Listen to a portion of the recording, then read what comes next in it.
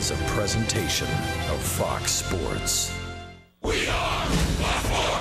We are Ohio. Offense has been tough to come by in this series. And last night it was one hit in the second inning that led to a Mariners win. The story today is who can break out the crooked numbers. Cody Anderson will try to keep the M's in the middle of their order on ice while trying to maintain his cool. Next on Sports Time Ohio.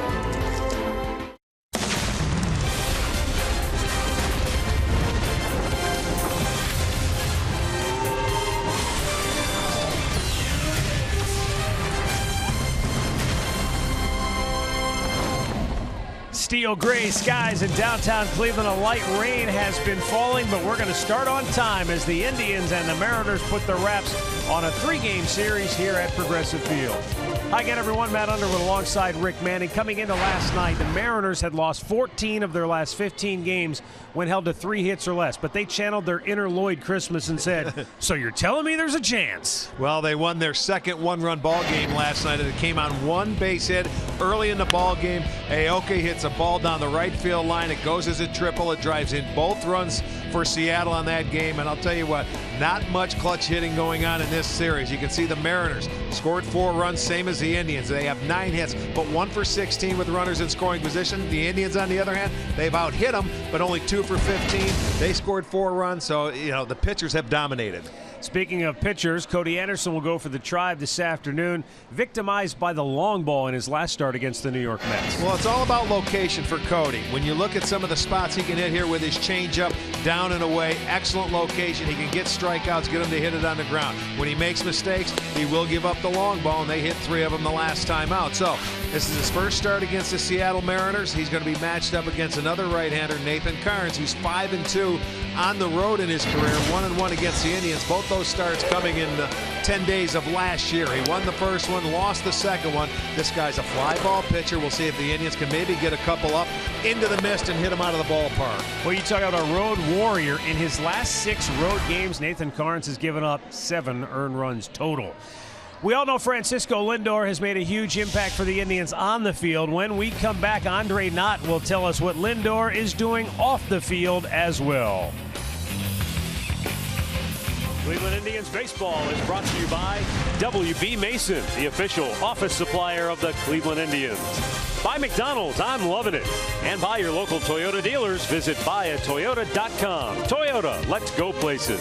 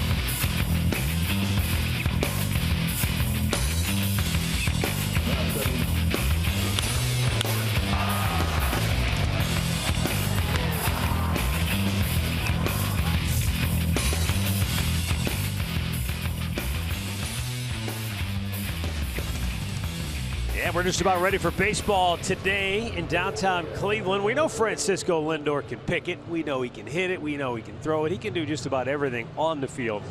But what's he doing to make an impact off the field? Let's go down to Andre with more on that story. Well, Matt, one of the first signs that we saw of what Francisco Lindor wants to do off the field, we saw last week in Tampa, where he brought his whole high school to the game, basically his whole high school baseball team to the game so they could see him up close and personal. Yesterday it came out that he wants to help underprivileged children, not only here in Cleveland, but everywhere the Indians go on the road, as we'll be in Philadelphia, and he'll make one of his first starts where he'll go out and help out and do camps with underprivileged kids. For Francisco, he says he's been helped throughout his career, and he just wants to give the same thing back to the community. Coming up in high school, no one really went back to my high school baseball player-wise, and to inspire us. And now that I'm in this position, I feel like I can help the kids, you know. Plus, I train over there in Marlins Academy. I do everything over there, and just being around the kids, just helping them, just them seeing me, talking to them. I don't get in their way a lot. Sometimes, you know, I practice with them. I'll do infield, outfield with them, just to make sure they're doing it right. You know, sometimes they're a little bit sloppy, sometimes they're not. You know, I told them it's all about consistency. You got to be consistent. You can't. I know you can throw the ball to the chest. I know you can do it. Why not doing it 9 or 8 times out of 10? You know, instead of doing it 3 out of 10. I know you can catch the ball. Why not? Why not doing it most of the time? I know they're gonna make mistakes. We all make mistakes. I make a lot of mistakes all the time. So just being around the kids, just trying to help them, talking to them, and giving back. You know, I'm big on that. I want to, like I said, a lot of people helped me throughout my career, and they're still helping me right now. And why not? Why not give back? I think accessibility is a really important aspect in today's life. I don't know about you. I'm sure it's the same. When I was a kid, I never had a chance to be close to a major league ball player or be in an opportunity or a setting where you had a chance to interact with someone. So for him to go and get involved, I think is awesome. I do too. And you know what he strives for? Perfection. That's why he's a major league player. And I mean, it should show kids out there you can do it, but you have to concentrate, you have to practice. If you want to be good, you have to work at it and become the best. And I'll tell you what, this kid's off to a great start in his career. Cody Anderson and the Indians take the field. Cody trying to get on track, looking for his first win of the year. And the Indians trying to push their record back over that 500 mark once again. The starting lineup for the Seattle Mariners for manager Scott Service looks like this. Nori Aoki will lead it off. Seth Smith batting second. Robinson Cano is third. So the 3 left-handed hitters stay at the top of the order for the Mariners. The lone right-hander in the lineup today is Nelson Cruz. He'll bat cleanup. Then it's Kyle Seager, Adam Lynn, Leonis Martin, Steve Clevenger, and Ketel Marte. And today's Northern Ohio Honda starting pitcher, Cody Anderson for the Indians. He is 0-1 and a .591 earned run average. His last start against the Mets, he went 4 2/3 innings. He gave up 9 hits, 5 runs, 5 earned runs, but gave up 3 home runs. They were getting after the fastball early. And for Cody on the year, with nobody on base, he's giving up a .440 average with 3 home runs, and the Mets did most of that. But when runners get on, he's been very good. This will be his first start against Seattle in his career, so we'll see what he has to offer. He watched Carrasco, Salazar go after this lineup, and they were very successful, so we'll see if he can attack it the same way.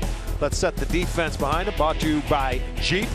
Davis gets a start in left field, Naquin at center, Chisenhall back and right. Ramirez will start at third, Lindor at short, Kipnis at second, Santana gets the start at first base today, and Perez behind the plate. Lance Barksdale calling the balls and strikes. Jeff Kellogg, the crew chief, will be at first base. Alan Porter at second. John Tumpain down at third. Yeah, the winner of this game will win the series. The Indians would love to win this series at home. Well, especially because they won't be home until the month of May now. After today's game, the Tribe will head out for a 9-game, 10-day road trip. And we start getting back into our division. We get to go to Detroit and Minnesota before we play another interleague series in Philadelphia.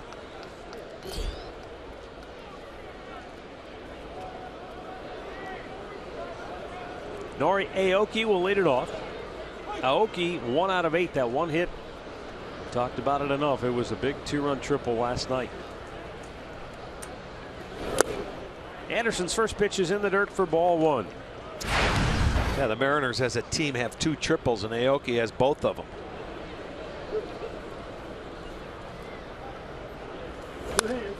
And a foul right back to the screen. 1-1.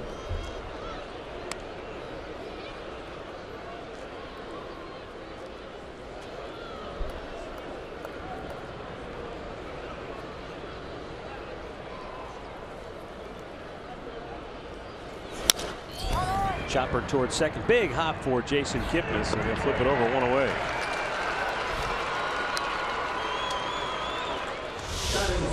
Taking a look at the keys to the game for Cody Anderson. Keep it down in the zone. And the clutch hitting. Will it return today? That sort of holds true for both teams. Pitching has dominated in the series. Seattle has been very good in their last 5 games, not allowing anybody to score.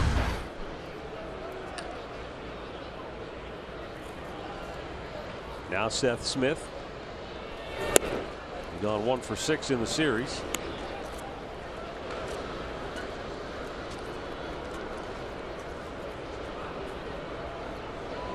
Scott Service, his first year as a manager in Seattle.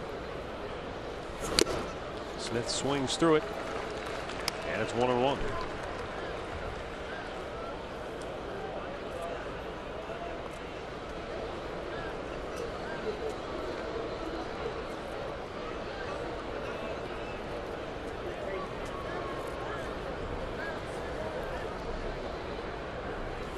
One pitch is out of play down the left side. The Mariners this year, away from home, they've done a decent job. They're scoring just under 5 runs a ball game at 4.8. They're .242 average. At home, they're under 2 runs, 1.8 and a 170 average. So they haven't fared well in their own ballpark. But from here, they'll go to LA and play the Angels for 3 before they head home. Down and in, 2-2. Seattle 2 games under 500, but only 2.5 games out in the AL West. Texas leads the division with a mark of 9-6. They've won their last 3. Oakland is right behind them at 8-7 after the A's have reeled off 4 straight wins. Now the 2-2. Weakly tapped, and that's going to be a base hit. Yes, indeed. With the shift on, no chance to defense it. A 1-out single for Seth Smith. We saw Lynn do this yesterday when he hit a ball just shortstop. This is off the end of the bat. It looked like it was a changeup, and it just, he couldn't have rolled it any better down there. It'll go as a hit by the time Ramirez retrieves it. So a 1-out single. And it will bring up Robinson Cano.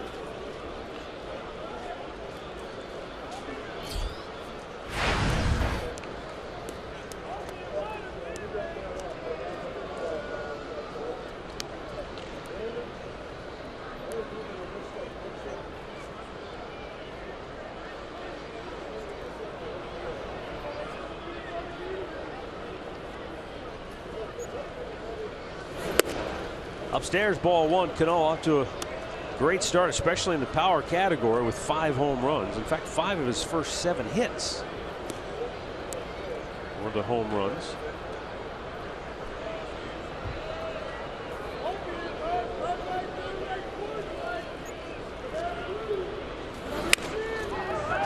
he saw the first guy do it, so why don't you try it? My goodness, on the changeup again off the end of the bat.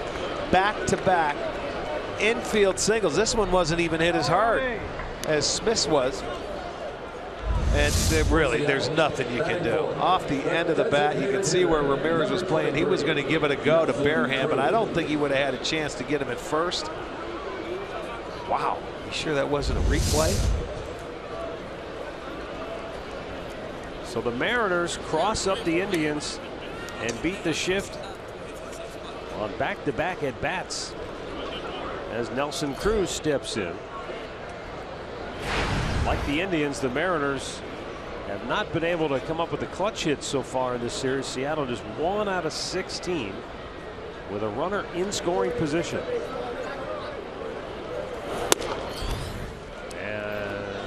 Pretty good looking fastball, but it's ball one.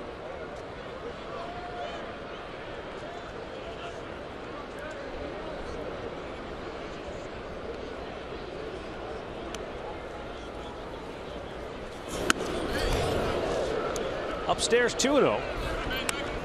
The Indians play Cruz about as straight up as you could possibly play a hitter.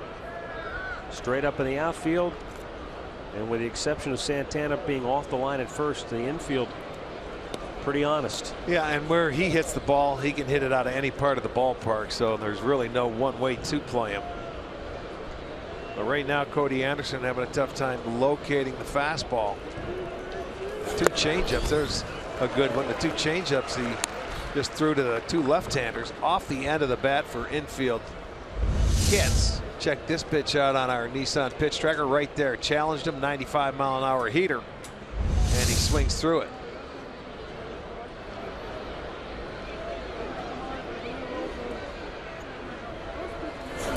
Another one, and Cruz can only foul this one off to even the count of 2-2.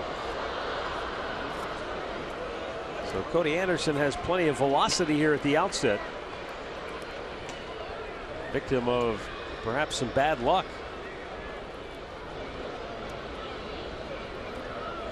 Now he'd love to get a ground ball and get out of the inning.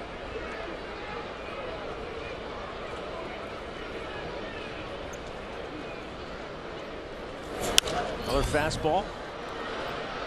Cruz just fouls it off to the right again.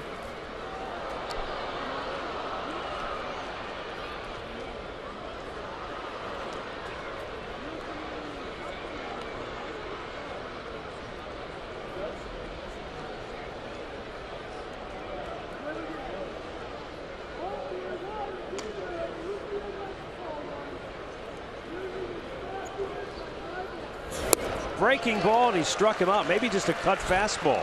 Had just enough movement to get Cruz to swing and miss, and there are 2 down. Let's check out the sequence here to Cruz. He comes up and he's going to miss early with a couple of fastballs up and in. Backs him off the plate, and then he comes right down a 2-0 hitter. He swings through. He fouled one off. Fouled another off. That was sinking in, and then cuts one away on a beautiful pitch, and he gets the strikeout and a big second out here in the first inning. Now up comes Kyle Seager, and he squibs one to third. Ramirez beats him to the bag, and the inning is over. Finally, Jose Ramirez has his say, and the inning comes to a close. No runs, 2 hits, 2 left. The Indians are coming to bat.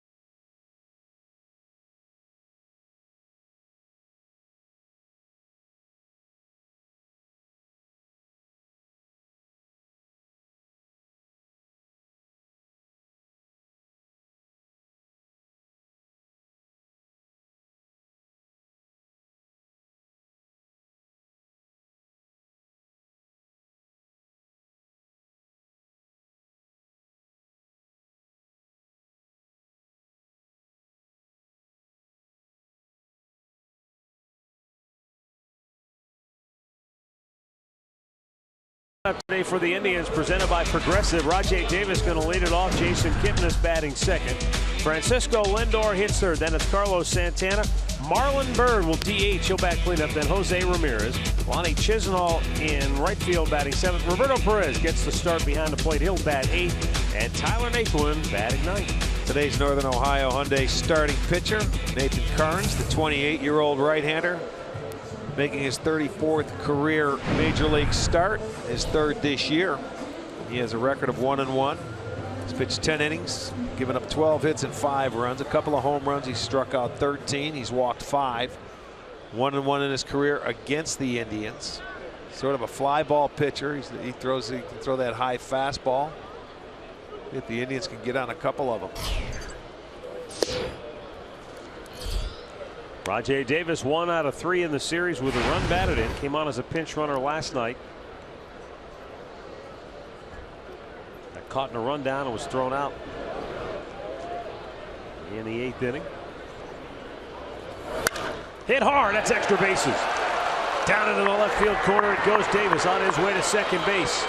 And he'll pull in with a leadoff double. Great way to start. Second double for Rajai. Pulls this one. That was a high fastball. He was able to get on top of it. Pulled it down into the corner at 92 miles an hour. Gets it past Seager. So now the Indians will start. Exactly what we talked about. Runners in scoring position. 2 for 15 in the series. And up comes Jason Kipnis.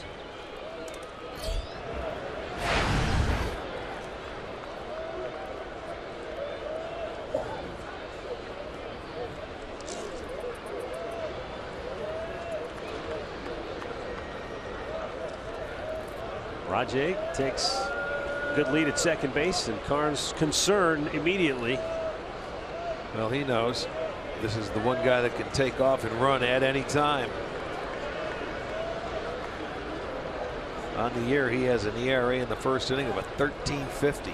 Hitters 6 for 11 off and make him 7 for 12 now. Kipnis takes low. Ball 1 as we take a look at our Kia in the driver's seat this afternoon. Jason Kipnis 4 for 6 against this right-hander.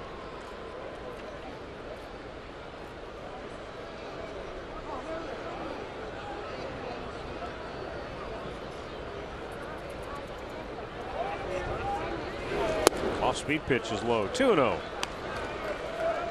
Boy, and you can see how they're pinching at shortstop. Marte is right in the back pocket of Davis. He doesn't want to give him a walking lead whatsoever, and that's how you can control guys from trying to steal third. He's staying right there. Close but no cigar. 3-0.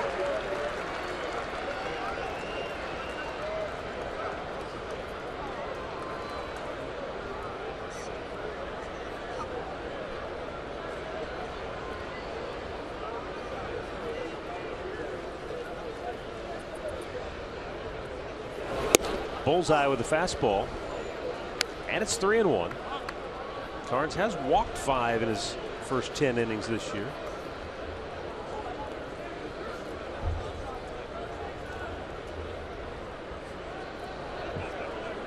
Now we talk about it when you have a starter, and they do on the ropes with just one hitter.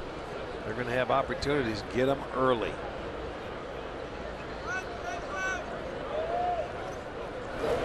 Slow hook, and it's called a strike. Kipnis not so sure, but Lance Barksdale raising the left arm, and it's a full count. Well, it's a breaking ball. That's not one you're going to swing at as a hitter in a 3-1 count, and you can see that's on the very outer edge if it is on the outside part of the plate. So he gets the call, but that's not one you're going to swing at as a hitter.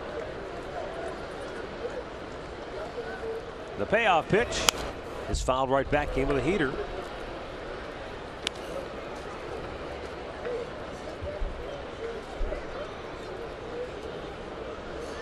Sometimes the old theory in baseball, if you throw it 3-1, you'll throw it 3-2, but it gives him an opportunity to pull the ball, and that's what he's up there to try and do, especially when in a 3-1 count. I think they just wanted to surprise him, and they weren't going to give him a fastball. Again, the 3-2. There's the curveball, and it's pulled foul against Sandy Alomar. Dances out of the way. And somebody lost their lid. Well, he went for his glove. That's his glove also. Hat, his glove. I'll give it back to him. He's trying to catch the souvenir with it. Oh, and he gets the ball. He got the bonus.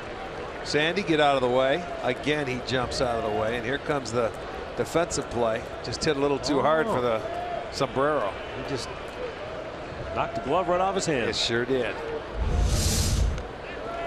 Again, a 3-2 pitch to Kipnis. High fastball, and he swings through it, 1 away.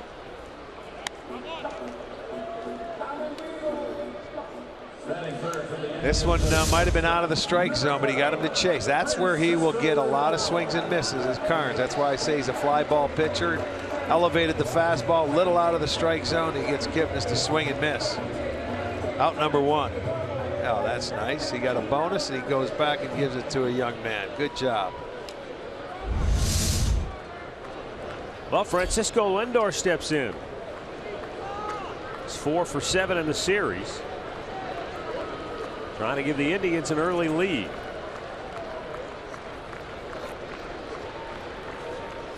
Well, he has a look at it now, so you're not getting Davis. You might have had him the first time. And he knows that inside move.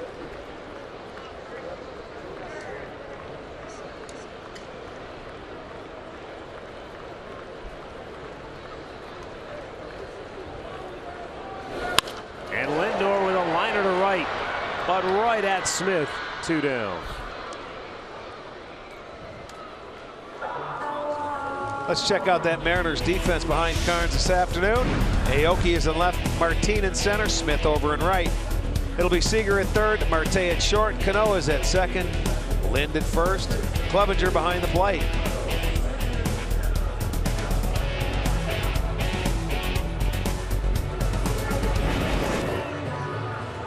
Up comes Carlos Santana with a runner at second and 2 down. This was an area where a year ago Santana excelled. He led the Indians with 32 2-out RBIs last year.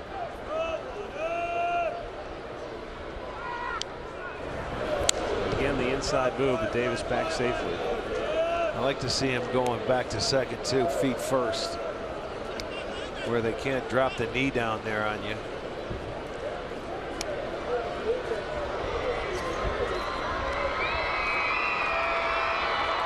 Well, there's really no reason for him to go anywhere now. You're in scoring position and have been. All left-handed hitters.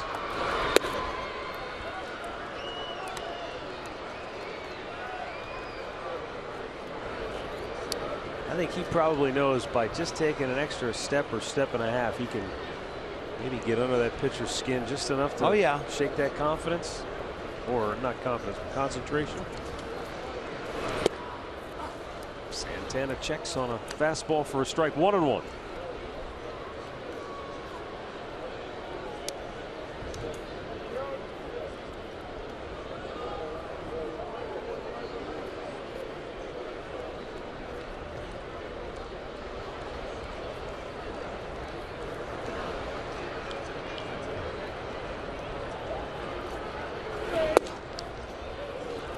Just missed inside. Pretty good pitch. 2-1.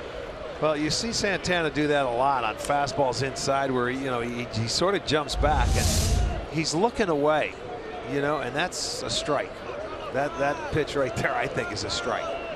He didn't get the call, but it was a good pitch. Hey, there you go. He's looking for everything away, and he's trying to pull the ball. Looks like a changeup, elevated. And you can see it just doesn't get there. He's way out in front.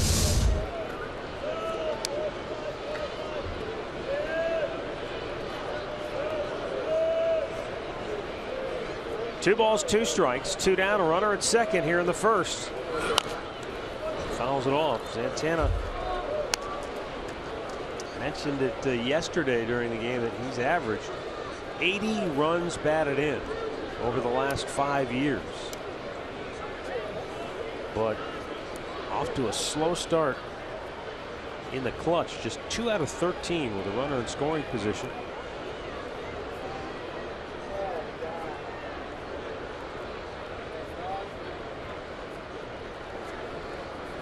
Turns, fires. Santana pops it to left. Aoki is there. And the inning is over. A leadoff double, and Davis never moves from second base.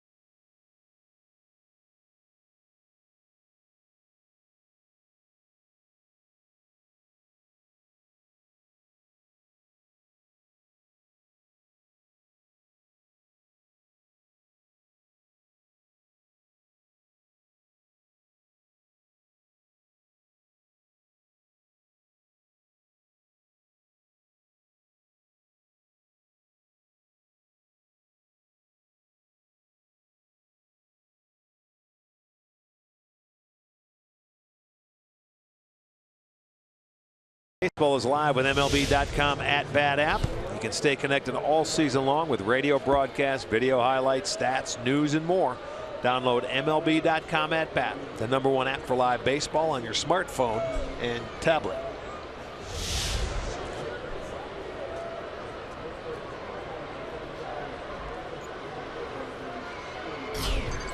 Leading out for Seattle is Adam Lynn.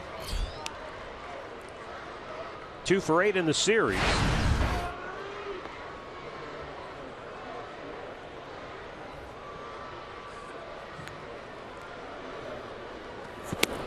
And that's a little 1-on-1 to count.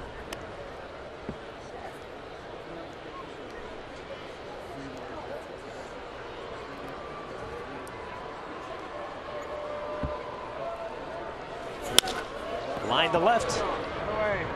And another hit for the Mariners. All three of them have gone the other way. This is the first legitimate knock. Yeah, this they hit decently and went the other way. The other two in the first inning off the end of the bat. There's Smith. There's nothing you could do there. It just rolls in, and then Cano comes right back up after that. And then you're going to see the end of the inning. Seager ends up grounding out the same way.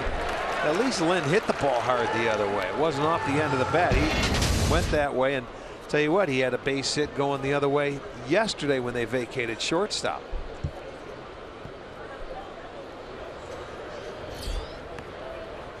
Leonis Martin was thinking about a bunt, but he pulled it back quickly. Boy, the way they're going right now, instead of shifting them to the right side, you better put Kipnis on the left side.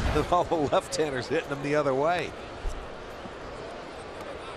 Or at the very least, just keep Ramirez right where he's at. Yeah, hard to say that you're going to hit him off the end of the bat every time. The 1-0 fouled back.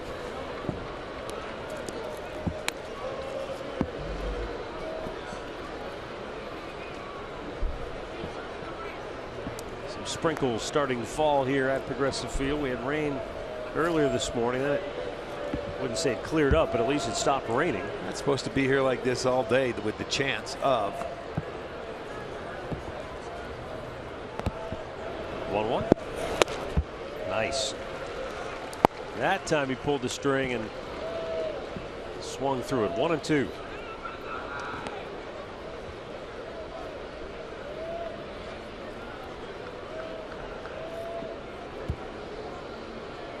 Adam Lynn at first, where Santana holds him.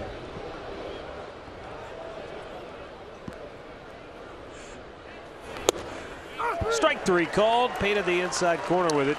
Second strikeout for Anderson. One away here in the second inning. Little fastball in the inner part of the plate. See if it has a little comeback to it. Yeah. You aim it at that front hip. You know, that almost looked like. Am I right? That's a changeup grip. Yeah, it was, and it came back. It sure was. But you think of that changeup being a pitch away. Instead, he threw it in. I like that. It had the movement. It had the movement. But you don't want to miss with that pitch, out over the plate. But he did. He made a perfect pitch. You miss in the middle, that's a BP fastball, right? Yeah. Yeah, with 2 strikes, hitters sometimes have a tendency to shorten their swing, and then it speeds them up, a little bit. When it's away, they have to reach for it, and sometimes they're out in front. That's. Runner goes, and on the hit and run, it's fouled back. Yeah, definitely the hit and run with Lind running. They're down at the bottom part of the lineup. They're figuring Clevenger's going to put the ball in play, but he fouled it straight back. You wouldn't start Lind unless you believed that guy was going to put it in play.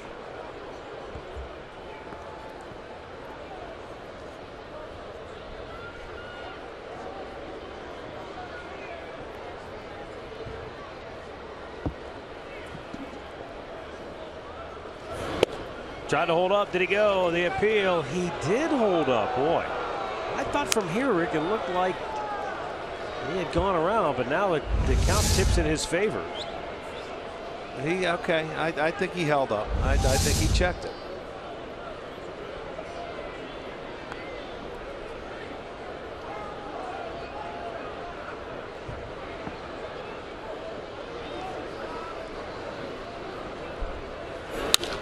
That's hit a ton.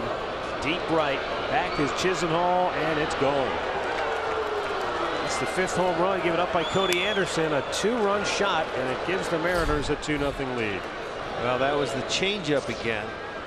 And you could see he was out in front of it a little bit, but he kept his hands backing up and he pulled it down the line. Clevenger, his first home run of the year. And Seattle will play from in front. See, that one was inside and it speeds him up. He kept his hands back nicely there. So 2-0 Seattle. 18th home run hit by the Mariners. Ketel Marte takes ball 1.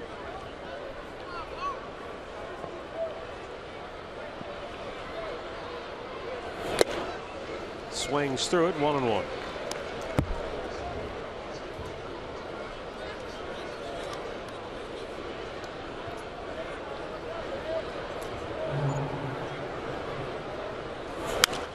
That's fouled back. 1 ball, 2 strikes with 2 down, or with 1 out here in the second inning, and 2 runs in for Seattle.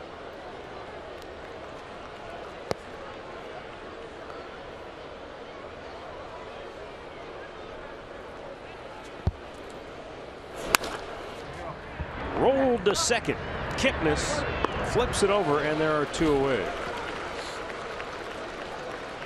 We'll go to the top of the order now. Nori Aoki. Boy, it's interesting, Rick, that I almost wonder if Clevenger was looking for that pitch because the left-handed hitter before him, Martin, got him out with that changeup inside. Well, the difference was Martin had two strikes on him, and Clevenger had the count in his favor. So 2-1, you're looking for maybe something middle in to turn on, and he got it.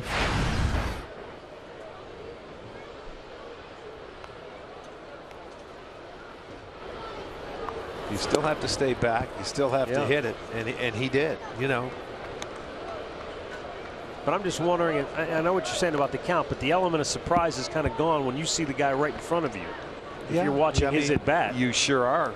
You should watch every left-hander's at bat from the very first time they walk out of the dugout. Does this one come back? It might be playable. Ramirez is there. He's got it. And the inning is over. But Steve Clevenger knocks one out of the park. Seattle on top 2-0.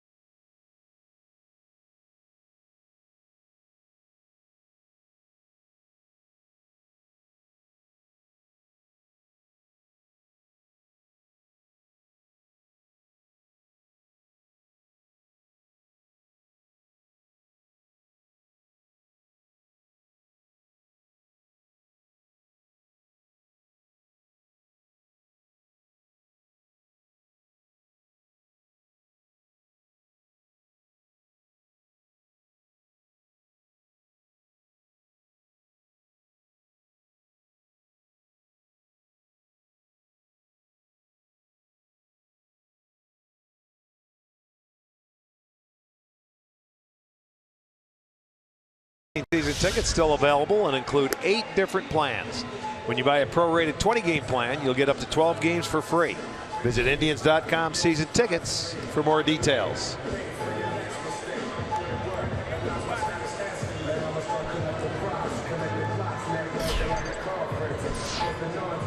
Seattle with the early 2-0 lead. And Marlon Byrd will lead off here in inning number 2. Byrd, Ramirez, and Chisenhall.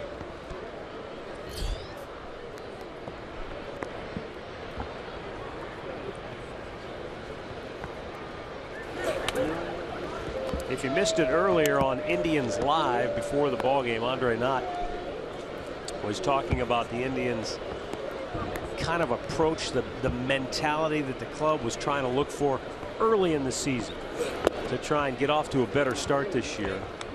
You know, there were some clips, sound clips, one from Jason Kipnis in particular talked about, you know, maybe early in the season it's bunting a guy over, it's doing something little to get a run in that could be the difference in the game. And Andre said they were frustrated after last night's game because they didn't execute the fundamentals, some of the little things that could have squeezed a run across. And already here, first inning, Rajai Davis gets that leadoff double and they don't move him to third base. Now, I know you don't do it every time. I mean, it'd be an easy game if every single time you execute well, you can't, but consistently. But that's where, in these tight early season games, you've got to try to scratch out those runs. Byrd a liner and it's snared by the shortstop. Marte one away. No, nice play. Right into the tracks. Byrd hit it right on the nose. Not much you can do. Line drive. He thought he had a base hit. Marte flags it down. Snoke doing it, but he held on. You know, when this team, the Indians, like a lot of teams, and Seattle too. Seattle, I mean, they were 1-5 in one-run games up until winning that one last night. They're in the same boat. A lot of teams are in the same boat. The Yankees aren't hit with runners in scoring position. You have to do the little things if you want to win the one-run ball games. If you're going to consistently play them, and I think the Indians will be a team that plays a lot of them, along with many other teams, you have to find ways to do it. And last night, Jose Ramirez, you know, again, I'm not trying to put the blame on any one person, but he's up there trying to bunt a guy over. He bunts it right back to the pitcher, and it kind of blows up in your face. It happens all year long. This one's up the gut, backhanded. And the shortstop Marte throws out Ramirez, 2 down. Take a look at the injury report brought to you by the injury lawyers at Elk & Elk. And Michael Brantley last night 3 for 4 with a double and a run batted in. He'll play back-to-backs Friday, Saturday, and then maybe all goes well. Everybody knock on wood. We'll see him Monday in Minnesota. Well, it certainly would help this lineup. Lengthen out a little bit, get him right back into the number 3 hole where we're used to seeing him. Lonnie Chisenhall takes a strike. Lonnie 0 for 3 in his season debut last night. Last year hit .246 with 7 homers, drove in 44, had 19 doubles.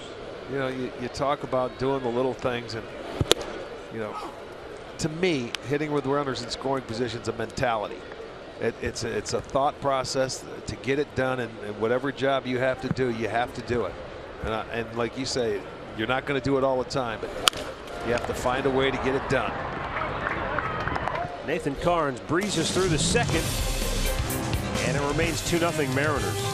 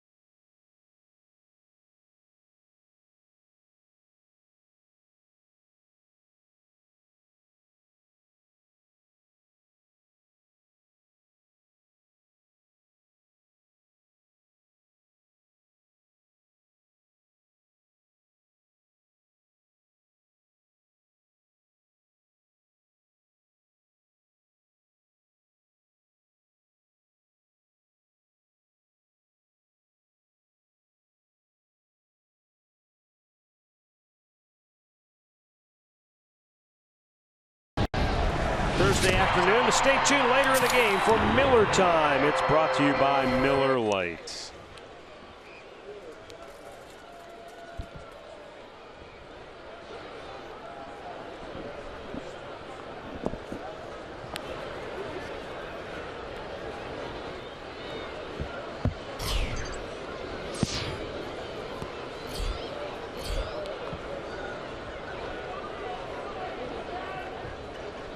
Seth Smith will lead off for Seattle here in the third.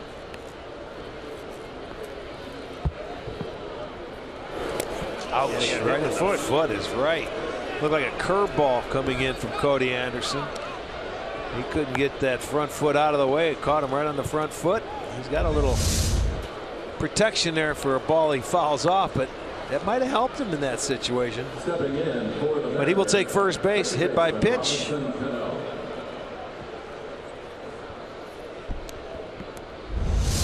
The first hit batter for Cody this year.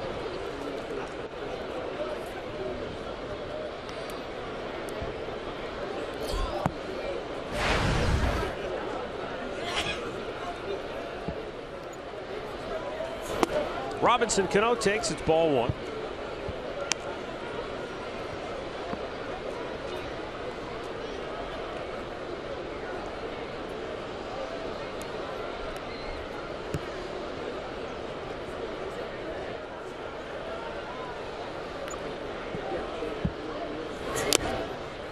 Swings through a low fastball.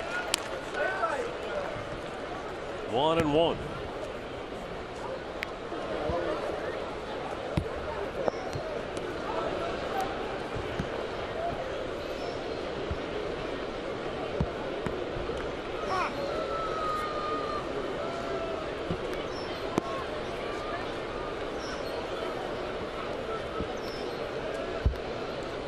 Cano, a six-time All-Star.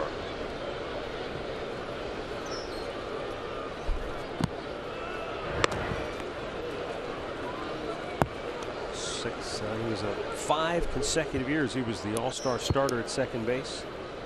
5 times he's captured the Silver Slugger. A couple of Gold Gloves.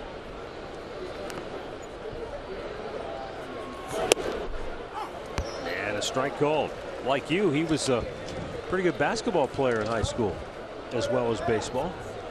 Yeah, overall, he's a very good athlete.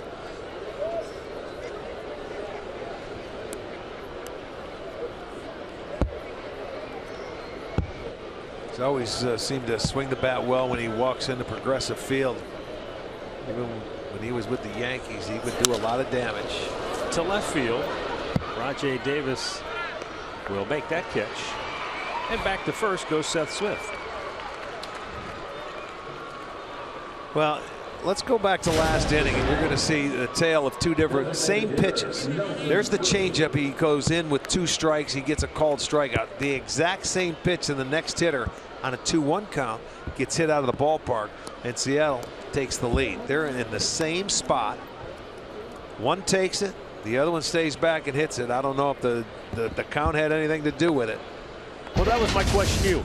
Is it simply the count, or is it that the element of surprise was gone because you assume Clevenger was watching the at-bat of the guy right in front of him? Yeah, well, then if he was looking for it, I guess Clevenger would be the only guy to tell us he was sitting on a 2-1 changeup in that same spot that he saw the pitch before. Some hitters, I've talked to him over the years. Some hitters will go into at bat. I don't know about first time up, but they will sit on a certain pitch looking for it. But you still have to hit it. I mean, Yeah, you may get right. it, you may get it in the same location, but you have to hit it. A number of times hitters get a pitch and they foul it off. How many times does a guy go up and say, I'm looking for that first pitch fastball, I'm going to get after that first fastball, and he get it and Yeah, you don't hit back it. to the screen instead of out in the green grass somewhere.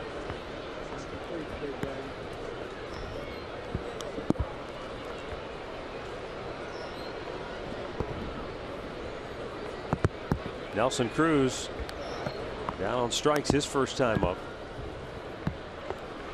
That was a really good sequence by Cody Anderson. Threw the fastball by him, then struck him out with a cutter. Well, and you know, he was behind him 2-0 in the first at bat too, and he came back to get him. He's behind him this at bat 2-0. But you know, with dangerous hitters, you don't want to make mistakes when you fall behind.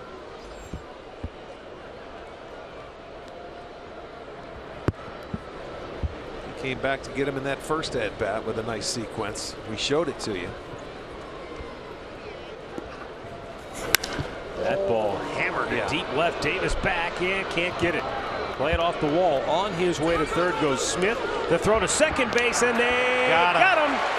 Cruz tagged out by Kipnis. Good cut by Lindor and a great redirection to the bag to get the trail runner. Smith, I thought, aggressively got himself to third base because Davis played it well off the wall. Yeah, and that's the thing. He played it well. You see, he messed around in there, and he got hurt with a fastball, but Davis got it right to his cutoff man, Lindor. That's why you get the out at second base. You hit the cutoff man, 2 good throws, you get him. You know that you normally Smith knew that ball was not going to be caught, so he could take off. But they hit the cutoff man, they get it into second base. You get Cruz trying to get to second base, so a big out right there that helps Anderson. Great job by Alan Porter, the umpire. He was in perfect position. You could see him. He had his head down on the play, and a quick call. So there are 2 down with Smith at third base now.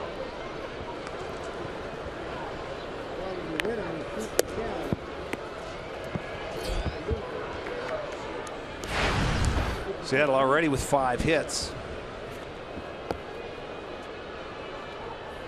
Yeah, that's a pretty big out right there. Instead of second and third and 1 out, we have 2 outs now and the runner at third. Well, I don't know if this is cause for concern because we know Cody Anderson is a guy that pitches to contact, but in 13 innings now, that's 25 hits. Yeah. Or no, I'm sorry, 20 hits in his 13 innings of work. Well, there was a fastball. He fell behind him the first time. Like I said, you get him. But with dangerous hitters, you can't keep falling behind them. And Jason Kipnis will throw him out. Nice job by Cody Anderson to work out of trouble here in the third, keeping it a 2-0 ball game.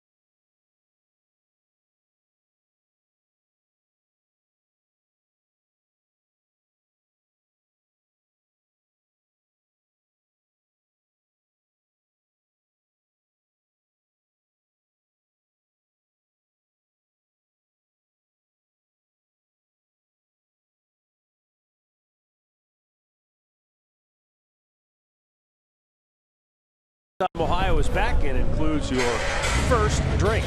Grab some friends and catch the game from the corner or the new drink rails in left field. District tickets available only online at Indians.com/district ticket.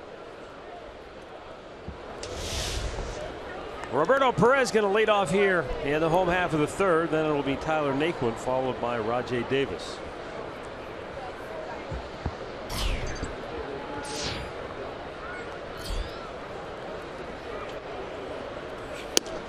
A little bit outside with a fastball.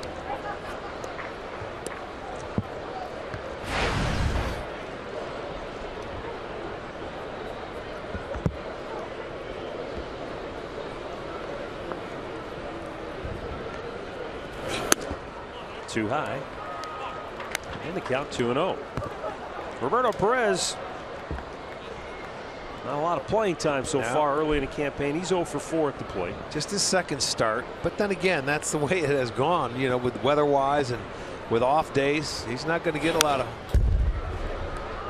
playing time until you get the day games after night games and after Gomes gets into a pretty much a rhythm. So you got to do the best you can given the playing time.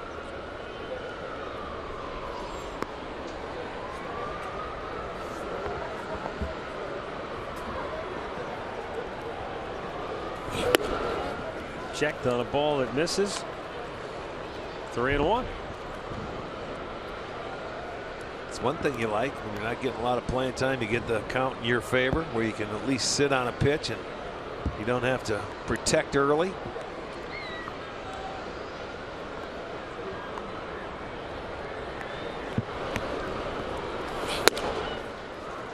Ball 4. Leadoff man aboard for the second time today.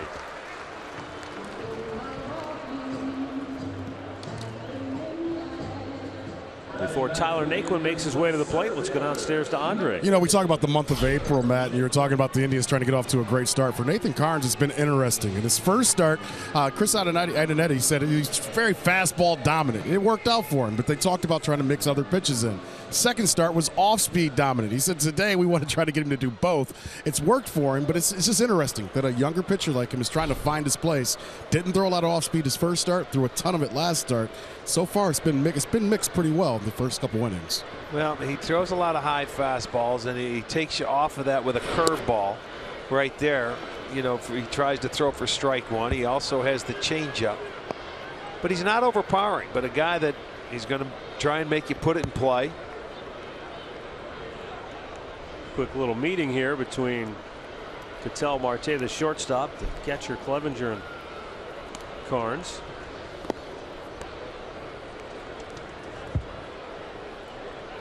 He's made 2 starts against the Indians last year when he was with Tampa. He won his first one on June 19th, where he only went 5 1/3 and gave up 6 hits and just the 1 run. He left leading 2-1, and then came back to Cleveland, 6 innings, 9 hits, 2 runs, and took the loss. Got beat 2-0.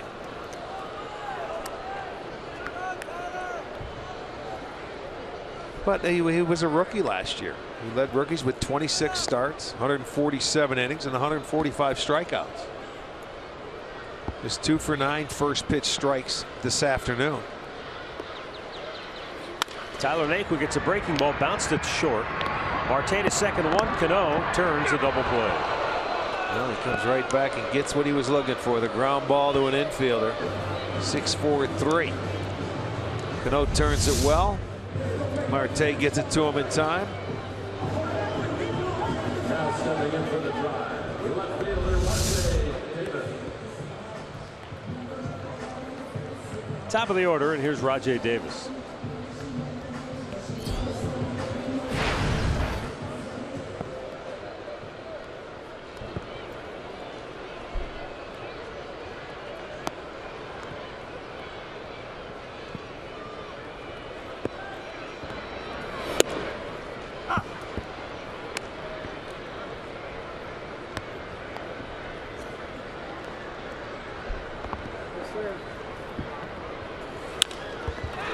Hit well to deep left. Aoki back, and backpedaling makes the catch. We've played 3 at Seattle 2, Cleveland nothing.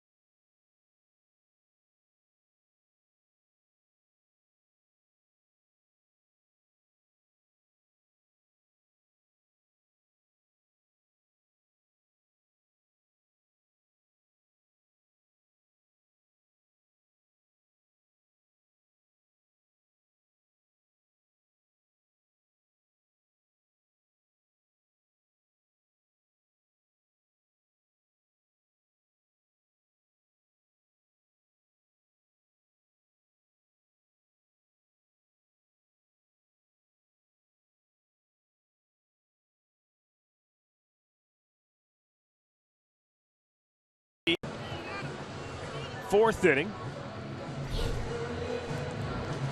Got some large school groups in attendance here today. It was weather day. Channel 3 weather day at the ballpark. They picked a nice day to have it here. Had a lot of weather Little to talk about. precipitation. Yes, they do. One problem for Cody Anderson here in the early going, Rick. First pitch strikes. He's only thrown 2 of them. And he falls behind again here to Adam Lind. Well, he's a guy who normally pitches to contact, and in the first inning, it felt like, you know, maybe when that fastball was hitting his last start early in the count, he wanted to make sure he makes a perfect pitch and you fall behind. But much more effective, as all pitchers are, when you can pitch ahead in the count. Line to deep center. Naquin on the move. He won't get it.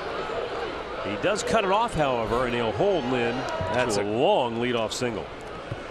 Well, boy, you get to that ball, and that looked like it had double written all over it. And the next thing you know, you cut it off, and you hold him to a single. Good job. That pitch was upstairs. They've been hitting the ball hard now off Anderson. I mean, hitting it right on the nose, and there's Naquin, cuts it off on the first bounce, gets it in, holds him to a single. Good job. Leonis Martin out on strikes his first time up. He was the guy that looked at that changeup for a called third strike in the second inning. And he goes hacking at the first pitch, and a fastball fouled right back.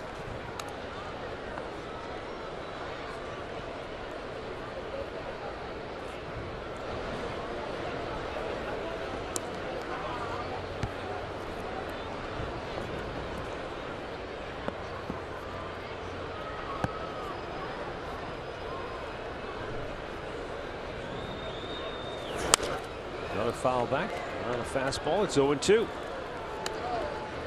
Told you earlier, Seattle at 6-8, only 2.5 games off the pace in the AL West. The Indians at 6-6, also 2.5 games back. Chicago, the surprising White Sox, at 10-5, lead the Central, followed by Kansas City and Detroit. Now the 0-2. Back out of play.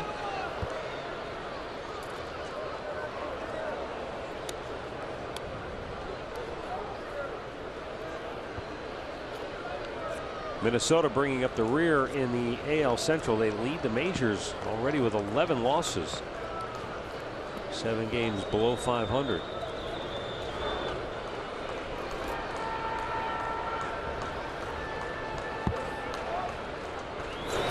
And Martin down on strikes. There's that changeup he got down and away. So the second straight time to get Martin.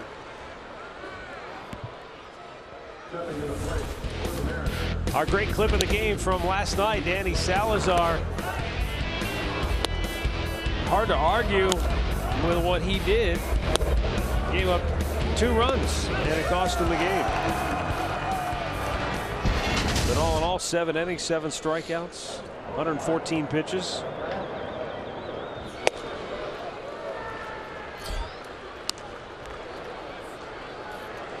Yeah, Danny was good again last night, no question.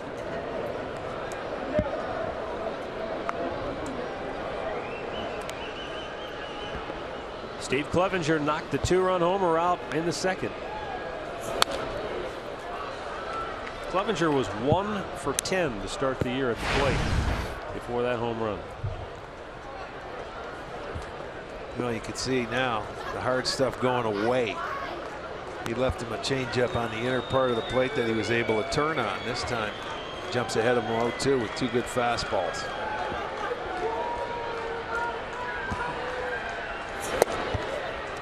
Tried to paint the outside corner, it just missed. You watch the hitter before, he got a strikeout on that pitch. Clevenger ends up depositing that one into the seats. Made it a 2-0 game, and that's where we stand.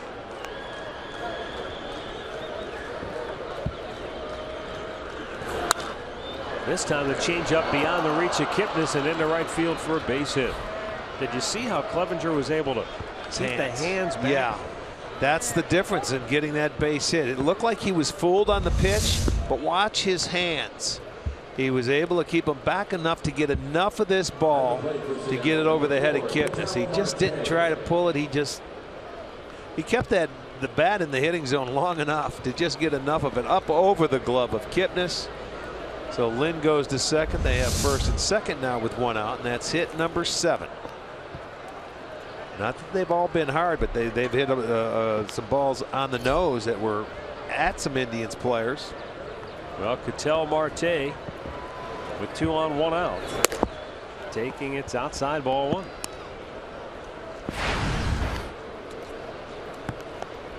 Light rain falling, and out goes Roberto Perez to have a chat with Cody Anderson.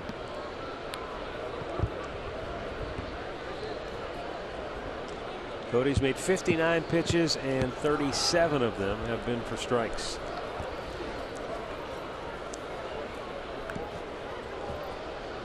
But he's had traffic in every inning. There has not been an easy inning for Cody yet. As Rick said, not all the hits have been hard.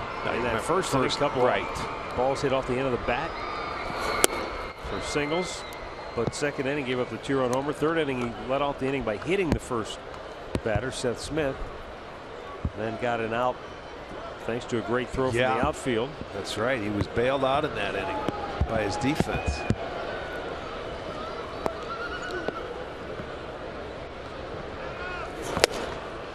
Ketel Marte can't catch up, and it's 2-1.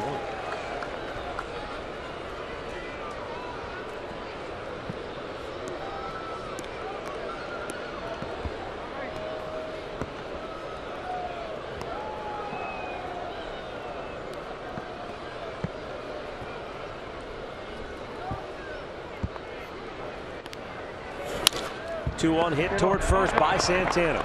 Chisenhall charging, and they'll hold the runner at third. The bases are loaded. Well, I know Lynn can't run very well, but he had a terrible jump.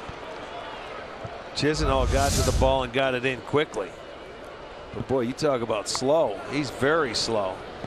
It looked like that ball deflected off Santana's glove, so they can only move him up 1 base. And now he's in a heap of trouble. Bases loaded. Getting back to the top of the lineup for the 3rd time here in the 4th inning. Well, adding to perhaps the degree of difficulty is now any ball that's hit on the ground to any fielder, infielder, outfielder, it's going to have some moisture, slickness to it, because the rain has been falling steadily here. Not to mention the base runners are going to have to be sure of their footing too. Well, the infield still looks okay from here. Then again, we're not on that field. We're not down there. I don't think it's going to affect Lynn. He's a straight ahead guy. He's gonna. Ground ball, base hit, right field. Aoki drives home Lynn. Clevenger stops at third, and the bases are still loaded. 4 hits in the inning for Seattle, and they lead it 3-0. And 9 hits. They're finally starting to get some hits with runners in scoring position. It's middle of the plate. A ball down. That's a lot like the pitch he hit last night off Salazar. But he finds the hole there. They all move up a base. They remain loaded. 4 hits in the inning. And out comes Mickey Callaway, so they can get that bullpen up and throwing. Right now, Anderson has been he's had base runners all over the place in every inning. Bauer up, just starting to get loose, so he'll have 1 second before that 30-second timeout for the pitching coach to go out there and talk. And for Bauer, you better hurry up, because you can't afford to get behind much more. Already down 3. Be a little while before he's ready. In the meantime, you got Seth Smith and Robinson Cano and Nelson Cruz. And this is where the game could get away from you in a hurry if you're not careful. Well, he'd love, I mean, he needs a double play ball right here. First pitch strike.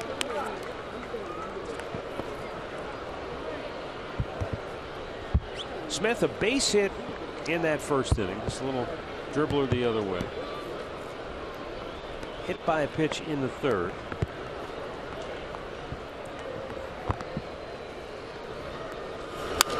Out of play, left side, 0-2. Well, there's a good thing, 0-2.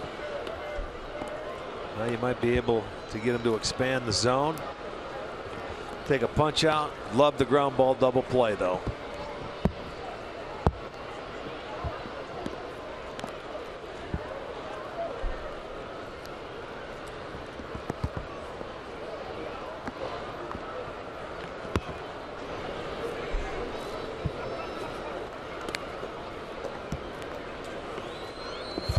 Upstairs with it. 1-2. Out of Seattle's 9 hits, 8 of them have been singles. And then the 1-2 run homer that gave them the early lead back in the second.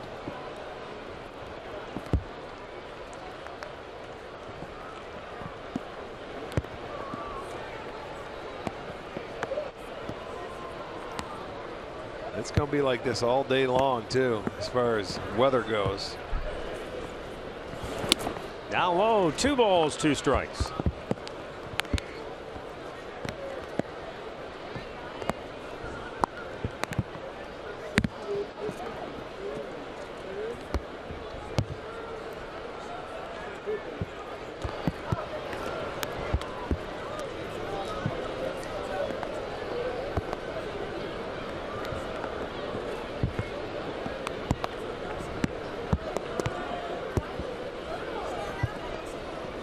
Now the 2-2, and that's down and in a full count. Oh boy. Yeah, from 0-2 to 3-2, and he's missed the last couple of times with some changeups down and in.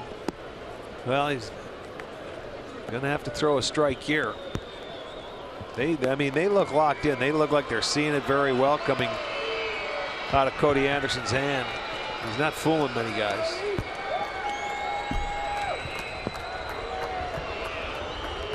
Rain falling at its heaviest to this point since we started the game. And on the 3-2 pitch, it's fouled back out of play. Well, Seth Smith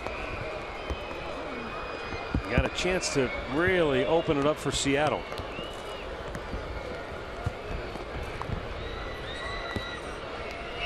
And Cody Anderson's just trying to hang on for dear life. He's at 70 pitches already. Bauer's got to be pretty close to ready.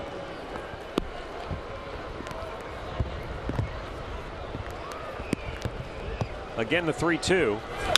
And Smith almost took out his third base coach, Manny Acta, fouled it right by him, chopped it over his head. You know, the other thing I noticed, Rick, too, with regards to the weather, when we started this game, the flags were just, they were not moving at all. Just down on at their sides, but that wind has picked up. It's blowing out, so maybe that's why we're getting a lot more rain all of a sudden. It's really coming down pretty good. Yeah, there you go.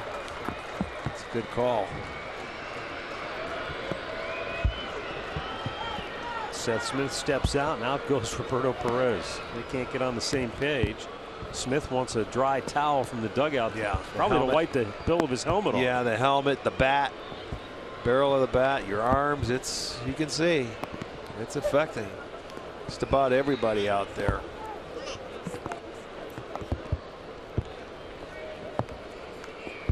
Well, this is a big hitter for Anderson.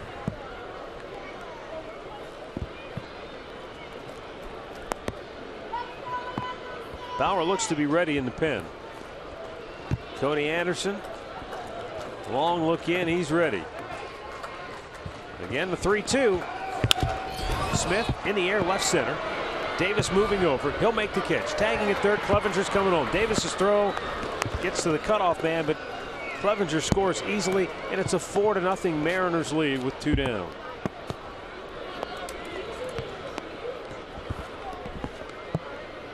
Well, gets enough of it, gets the job done, and Terry's seen enough. He's going to go to the bullpen.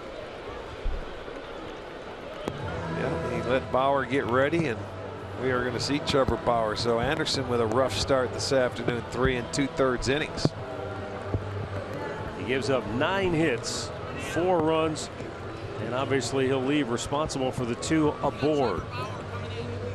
The Cleveland Clinic call to the bullpen is for Trevor Bauer. He's coming on when we come back with Seattle in front 4-0 here in the 4th inning.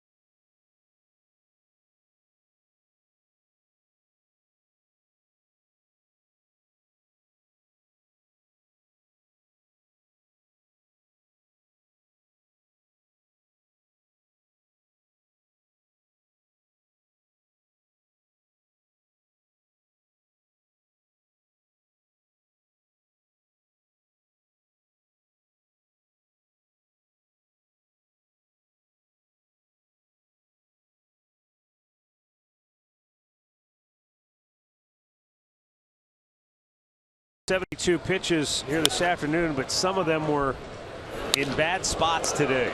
Well, you look at the location of some of these, too much of the plate. And you know, he was pitching from behind a lot of the hitters where normally he goes out, gets strike one. He wasn't very good on strike one today. 5 times he was able to get strike one, and I mean, the balls they didn't hit hard, they got a few base hits, so he struggled. Struggled today, 9 hits on his 3 2/3 innings, and Bauer's going to try and get out of this inning and keep it just a 4-run lead. Mariners at first and second with 2 down.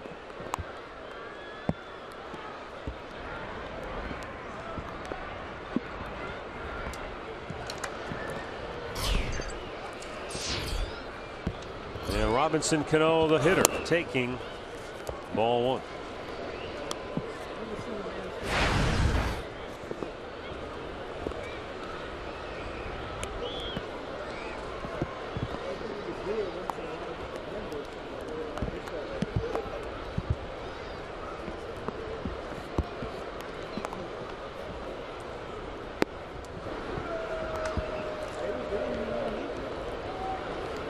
Marte at second, Aoki at first. And it's 2-0.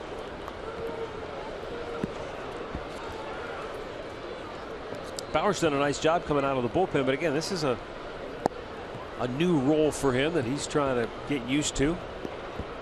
Well, it's the first time it's been early in a ball game he's been in. Yeah. Normally it's been later on. But the same thing applies. When you're coming out of the bullpen, you basically have to throw strikes. Coming out of there, you can't afford to walk hitters, especially when you come in a situation like this with runners on base.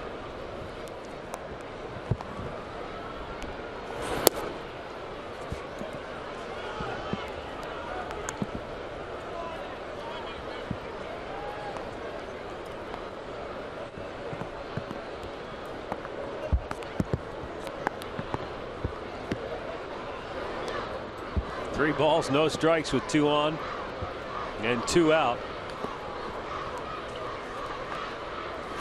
And that's ball 4, and they're loaded again. Marte will go to third. Aoki to second. Cano takes the walk, and up comes Nelson Cruz. Now batting for Seattle, the designated hitter, Nelson Cruz.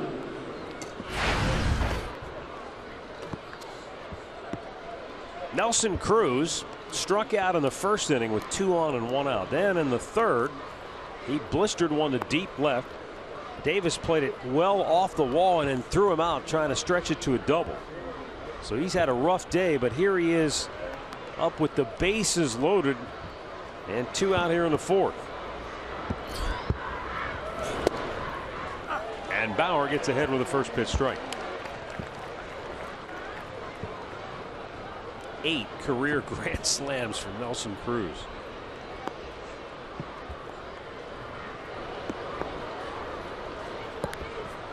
And now Bauer and Perez look like they're having a bit of a tough time getting together here. And there's no margin for error either. No, sir, not now. Paints the outside corner. So Nelson Cruz is probably thinking to himself, he just walked Cano on 4 straight. I take the first pitch for a strike. Now he paints the outside corner. Yeah. I'm in the hole 0-2. Yeah, I threw a cutter and then goes 4-seamer down and away. 2 pretty good pitches right there.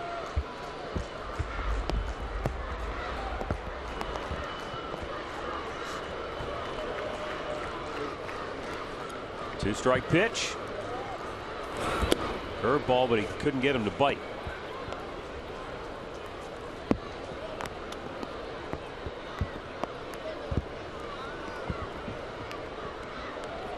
Ketel Marte down at third, Nori Aoki at second, Robinson Cano at first.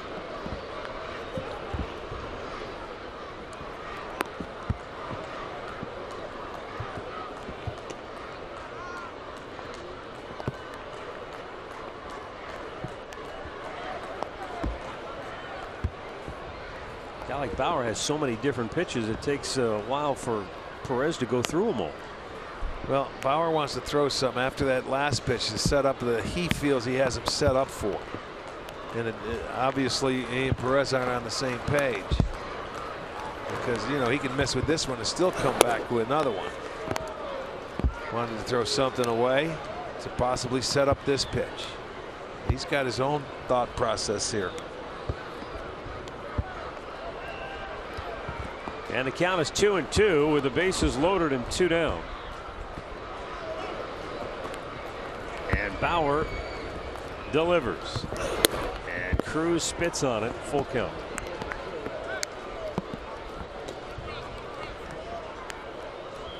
Well, now the bad news for the Indians is that the base runners will get a head start.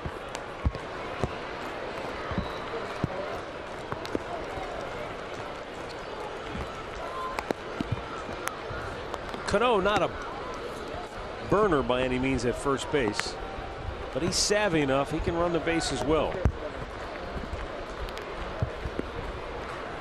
And he is going to be off with this 3-2. He's halfway to second base. Cruz fouling out of play.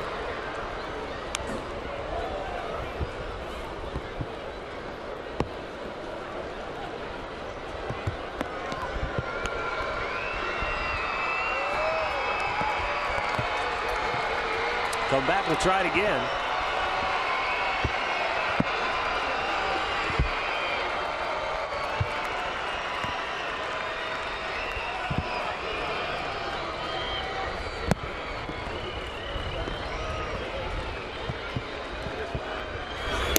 He walked him. Another run in. 5-0 Mariners. Bauer's walked the only 2 he's faced. Yeah, and they had this guy down 0-2 in the count, so couldn't put Cruz away. They continue this inning. 4 singles, a couple of walks, a sacrifice fly. It's a 3-run inning, and it's a 5-run lead for Seattle, and they're still not out of it because you got another tough hitter in Kyle Seager. The 9th man to bat in the inning. Seager is 0 for 2 on the day.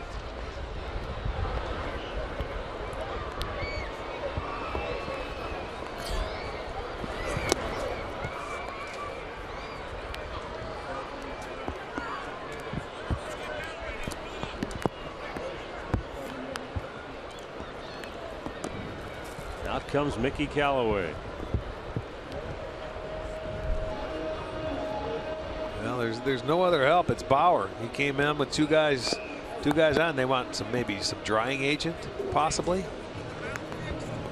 Yeah, he did slip on 1 or 2, but I mean, he should ask for it himself. You don't need the pitching coach to help you. Out comes Brennan Kenke and the grounds crew try to do. So it is getting a little messy out there. It's been one long inning here for the Indians while they've been out there on defense. So now the field's getting a little messy and they have to apply the drying agent.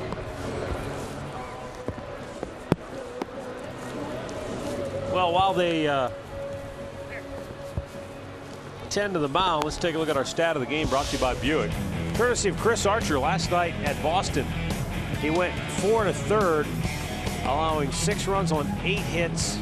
Walked 3, struck out 6. So all of a sudden Archer's 0-4 with an ERA of over 7. Well, look at 30 hits in 19 2/3 innings.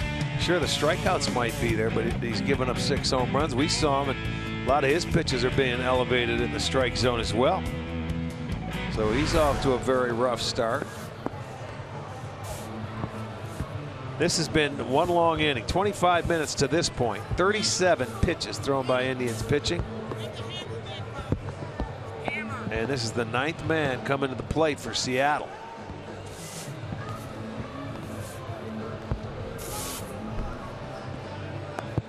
They're asking for a hammer because the little tool on the back of the mound they used to knock the mud out from their spikes needs to be tamped down.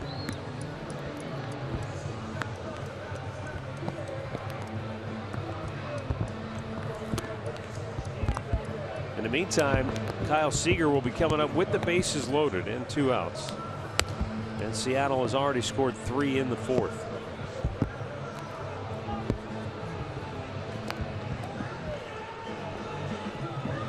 And now we should be ready to go again. It is a 1-0 count.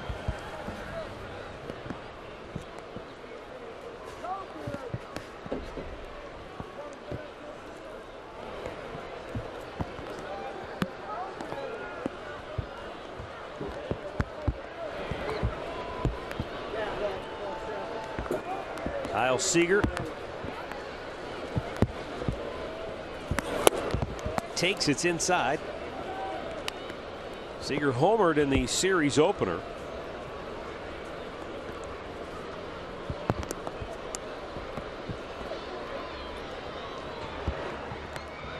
Trevor Bauer, out of his 13 pitches, only 3 have been strikes. That one finds the zone. It's 2-1.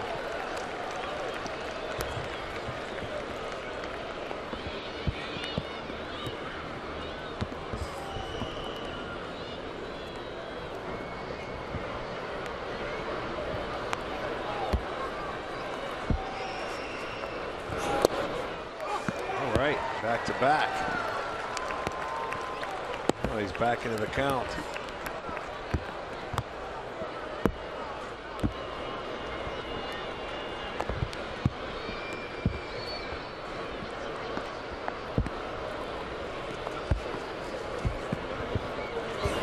And Seager shoots this one right back. Stays 2-2.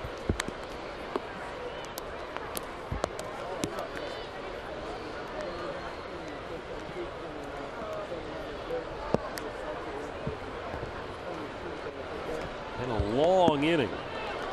Seager, the 9th man to bat for Seattle.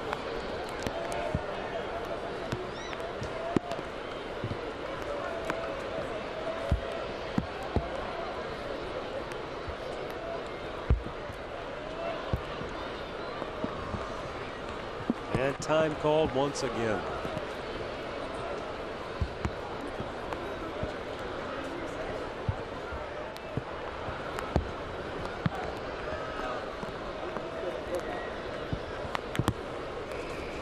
Here's the 2-2. And that missed way inside. Yet again, a full count.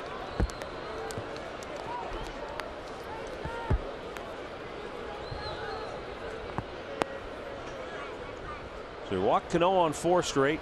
Went to a full count on Cruz before walking him. Now the count full to Seager. And the payoff pitch with the runners going is hit high in the air to right center. Chisenhall is there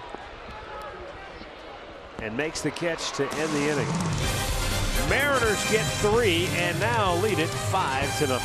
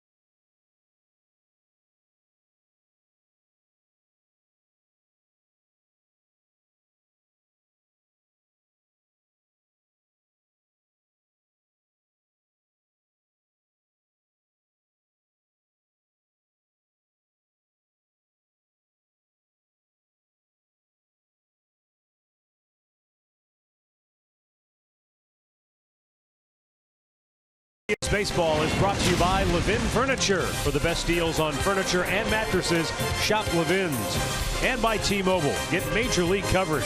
T-Mobile has doubled its 4G LTE in the last year.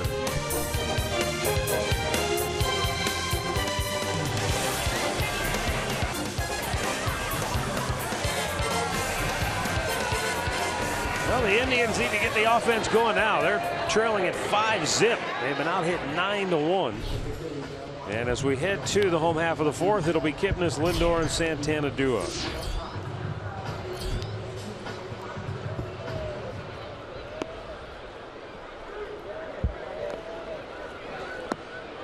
Well, we'll see how Carnes reacts after that seat for about a half an hour in the dugout, although I'm sure he doesn't mind when they put some runs on the board.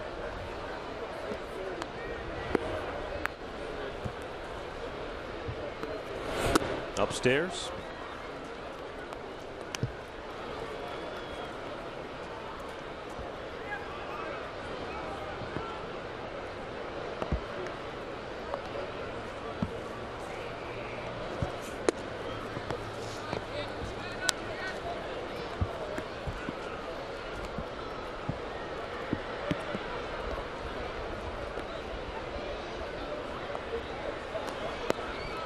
Now the 2-1. And Kipnis sends a drive pretty well hit deep center. Back goes Martin, and he'll make the catch, one away.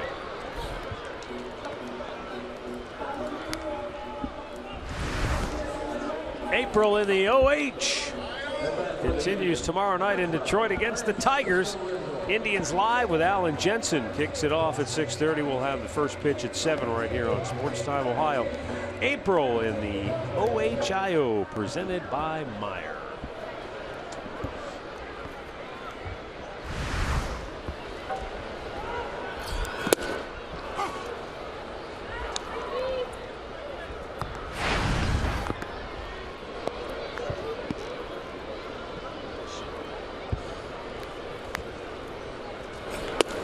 Francisco Lindor, he takes a strike on the outside corner.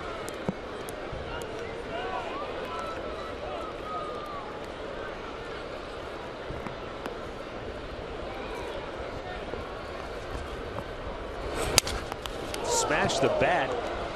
Carnes catches it, 2 away. Lindor does his own housekeeping, picks up pieces of his shattered bat before he heads back to the dugout. Yep, got inside there and shattered the bat, and it was a soft liner right back to Carnes for out number 2.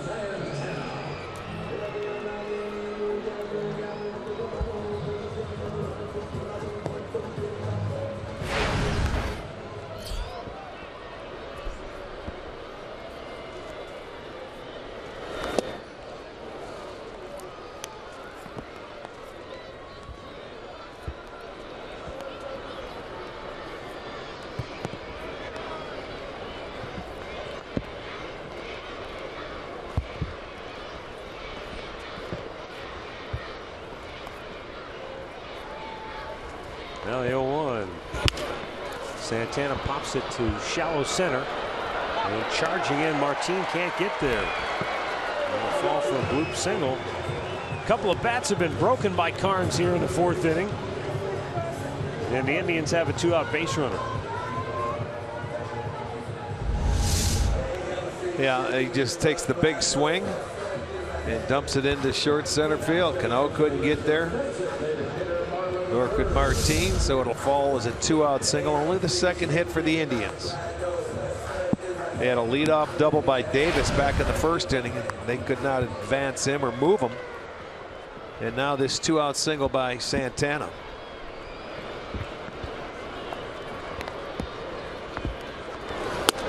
Bird hit the ball right on the nose his first at bat and lined out to shortstop. Marte, who made a nice diving catch.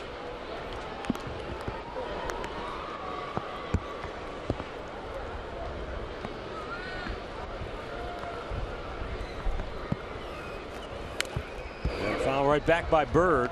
1-1.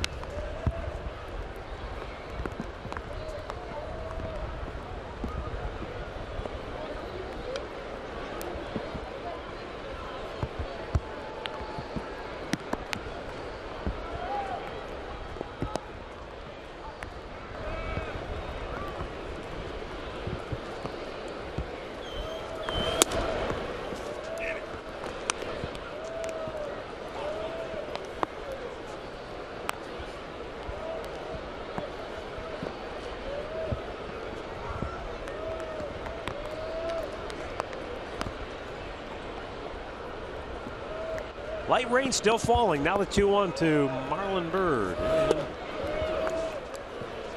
He takes.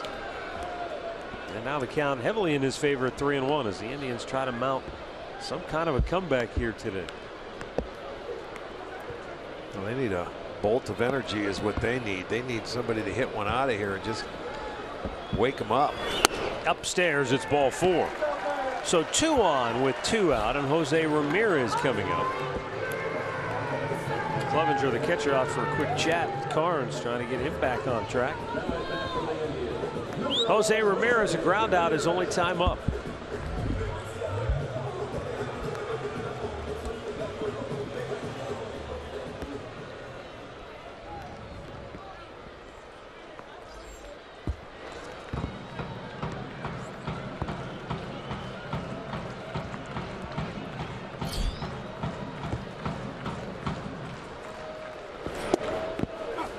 Called a strike outside part of the plate.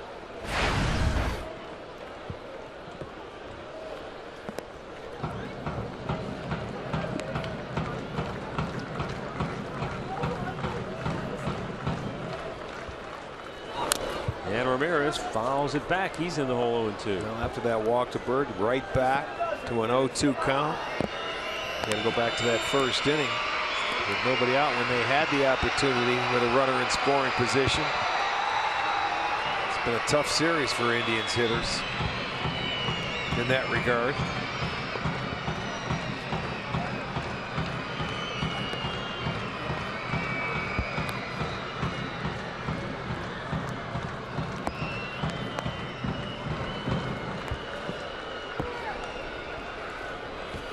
Up and away.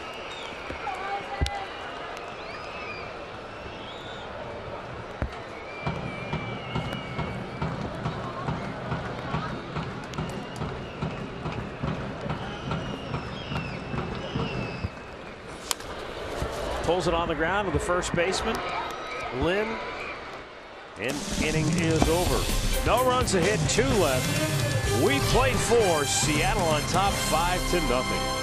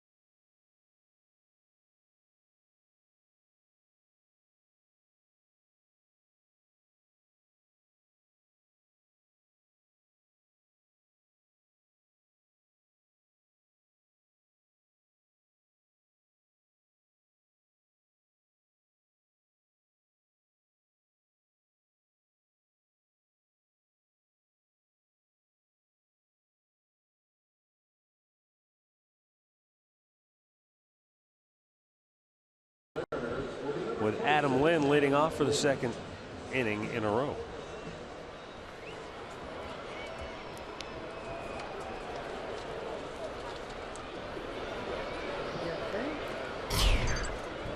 Well, we just recently saw the New York Mets here at Progressive Field, and they were on some kind of tear with the way they were hitting home runs with Conforto and Neil Walker and company. But how about Bryce Harper? He has now hit 6 home runs in his last 8 games. A couple grand slams. He's got right? 8 for the year. He homered earlier today, but Marlins have come back, had a 3-run homer. They lead it 3-1.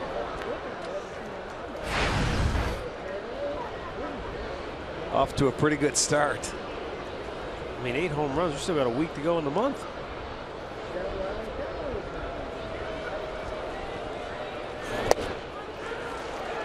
Swing and a miss. Lynn goes down. 1 away. In-game recap brought to you by the local Toyota dealers. Steve Clevenger's 2-run homer in the second got the Mariners on the board, and then in the 4th inning it came apart at the seams for Cody Anderson. Got into a bases loaded jam. Gave up an RBI knock, a sac fly, and then Trevor Bauer, trying to get him bailed out, walked in a run.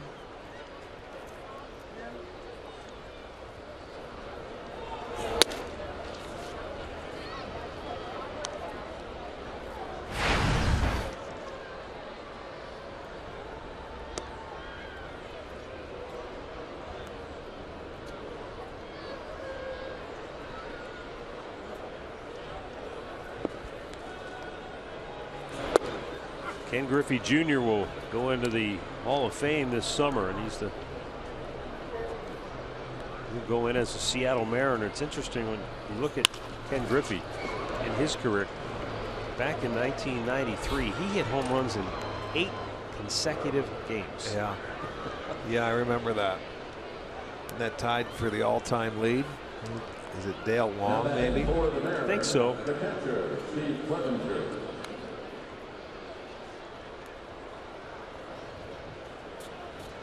I was going to look up. Didn't he have an April though where he got off to just a crazy tear with the home runs? Well, I'm sure he did in his career.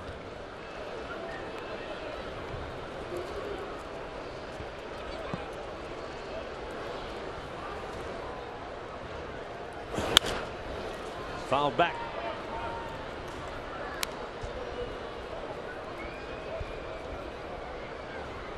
Mariners will retire Griffey's number 24 on August the 6th. After the Hall of Fame inductions in Cooperstown, huh?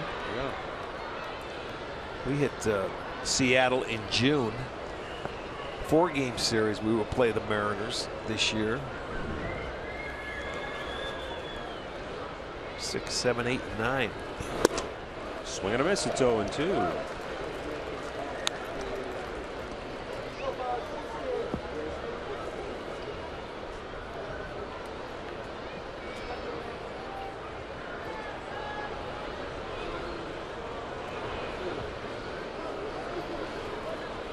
Two-strike pitch. And Clevenger looks at a breaking ball in the dirt. He's got him. Good throw by Perez, and they got him at first base. Yeah, he kept the ball right in front of him, and Martin took off like that, which is, you know, what you should do as a base runner, but that ball didn't deflect away enough from Perez. He was able to jump on it. Watch, he's taken off, and then all of a sudden put on the brakes. He smothered it and went right near his hand and had him dead to rights. See, he thought, and he said, uh-oh, I'm dead. Nothing I can do about it.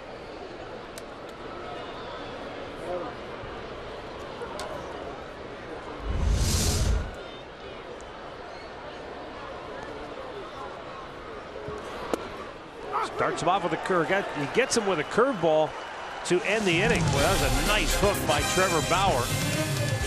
And the Mariners are out here in the 5th, but they lead it 5-0.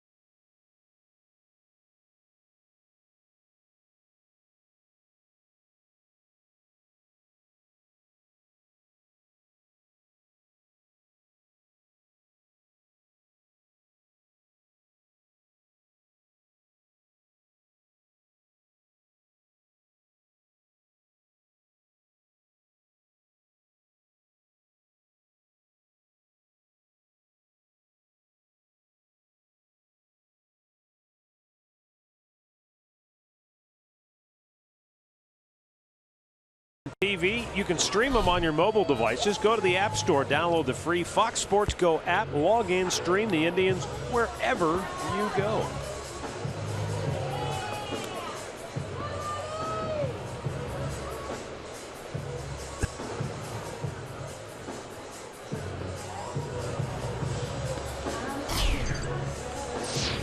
Lonnie Chisenhall, Roberto Perez, and Tyler Naquin for the Tribe here in the home half of the fifth. Indians down 5-0. They've been out hit 10-2. And Nathan Carnes with the first pitch strike.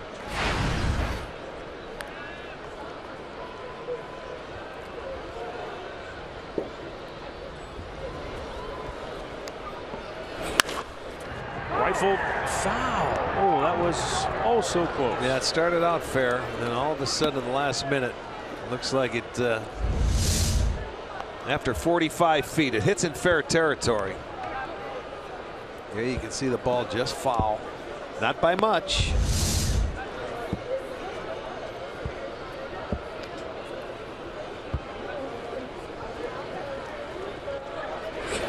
And Lonnie chases one in the dirt. And he leaves home plate, so he's automatically out. Second strikeout for Carnes. One away.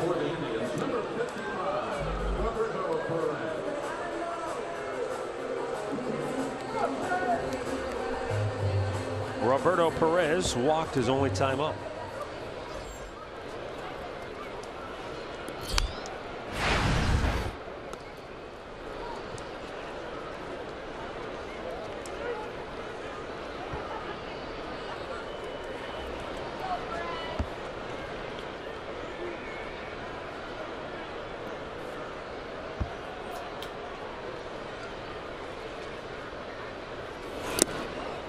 So I was talking about Griffey.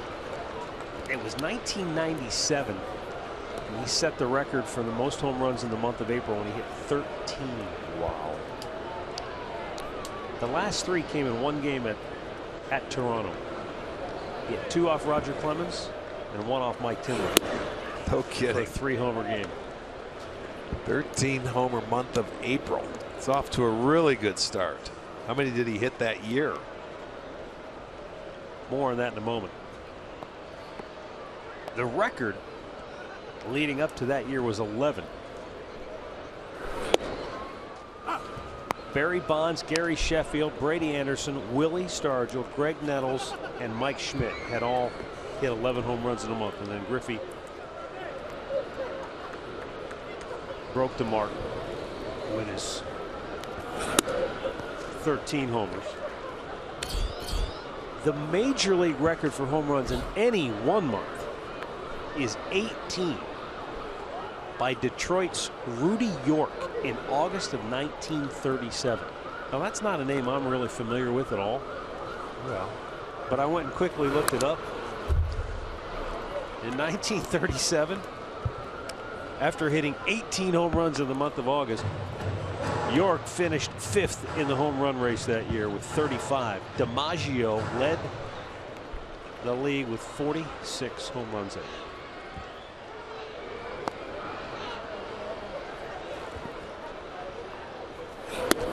A little bit low, and Roberto Perez has drawn a walk for the second time today. That's impressive when you got a guy that hasn't played hardly at all to be that patient. yeah, but you remember last year he would find his way to get on base and walk. He is patient up there. That's hard to do when you're not playing all the time. Normally you like to get up there and get aggressive as a hitter, but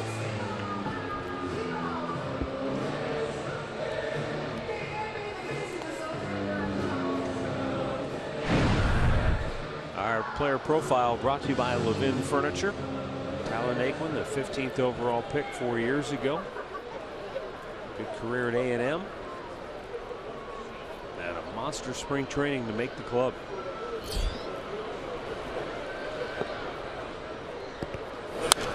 Fouled back out of play.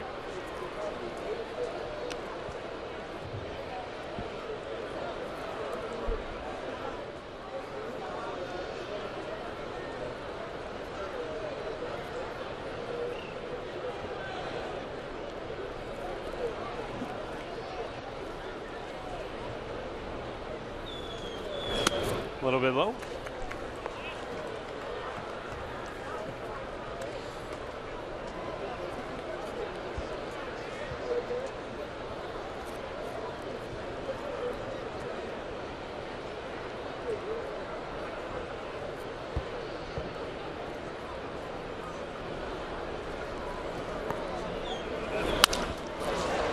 with a ground ball. It kicks off the heel of Robinson Cano's glove. And Perez will stop at second. Okay. Got the base hit there. Hit it very hard. Cano was looking to pick it, but to be denied.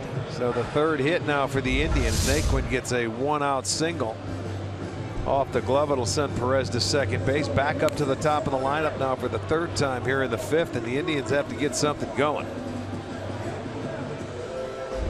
Been very quiet here this afternoon. So 2 on 1 out. Rajai Davis to the plate. Didn't mean to leave you hanging.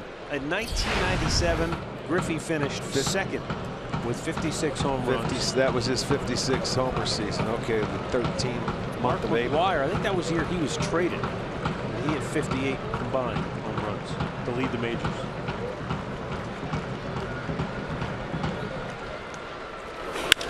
Davis drills one in deep left field. Aoki looking up, and it is gone. It clears the wall and left, and the Indians get a 3-run jolt here in the 5th inning, courtesy of Rajai Davis. Break out the paddles, man, and there it is. That's exactly what they needed. One swing, a 3-run homer, get a little energy in that dugout. All we had to do was start talking about Ken Griffey and Mark McGuire and home runs, and here you go. That's exactly what, that was a fastball down the middle. Davis started the game off with a double. He smoked to left field. This one he elevates enough to get it over a mini monster in left field. They are on the board. 5-3 ball game. Just what the doctor ordered. Just did clear the 19-foot wall.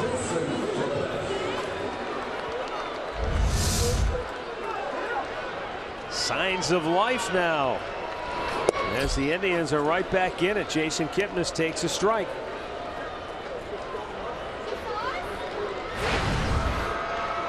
Kind of like taking a page from the Cavaliers playbook last night. They had 23s in their Game 2 playoff win over the Pistons. Rajai stepping behind the 3-point line right there. It's a 3rd home run given up by Nathan Carnes this year. Kipnis quickly erased.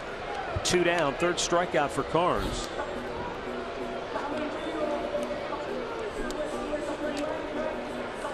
And it will bring up Francisco Lindor.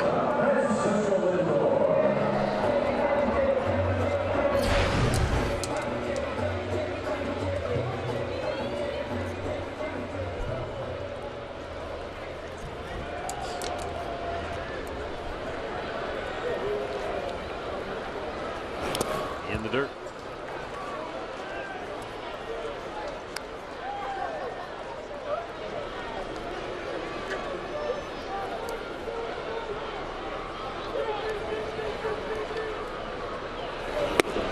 That's low and away. 2 balls, no strikes.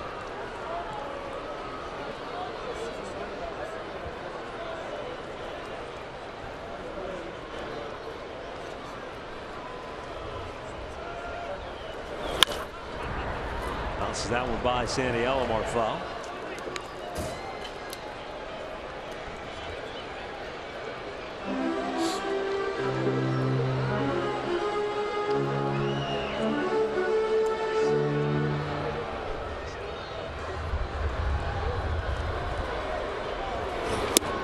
Got him with a hook.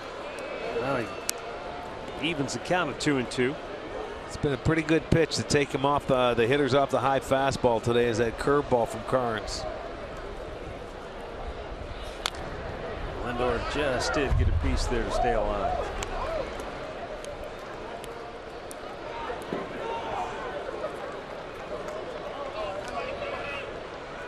Indians finally getting to the Seattle right-hander here in the 5th inning, and it all started with a walk to Roberto Perez. Tyler Naquin with a hard ground ball single, and then Davis clearing the wall in left field. Yeah, they needed that to inject a little life, man, not only in the ballpark, in the dugout. Lindor strikes out swinging to end the inning, but Rajai gets the Indians on the board, down 5-3.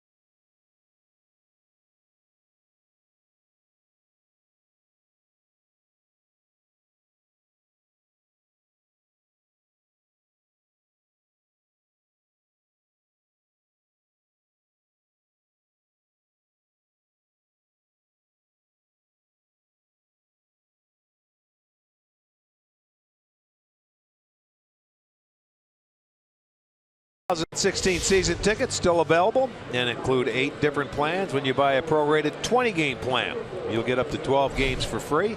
Just visit Indians.com season tickets for the details.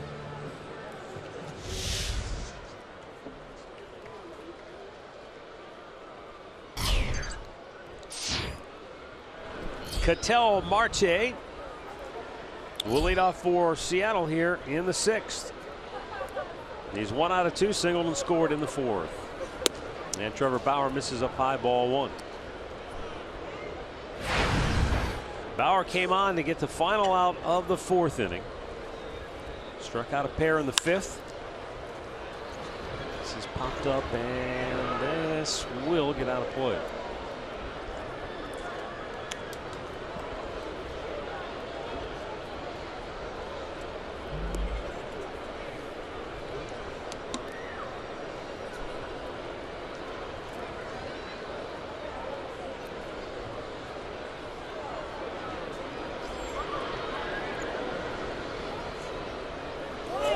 Marte with a nice drag bunt. Oh, good play by Bauer. Quick flip to first, got him. Well done by Trevor Bauer, getting off the mound to flag that one down, and then on the slide able to get rid of it quickly. Well, you try. You're going to have to hit it awful hard if you want to get it past the right-hander. Bauer jumps off that mound and catches it as he slides, able to get enough on it.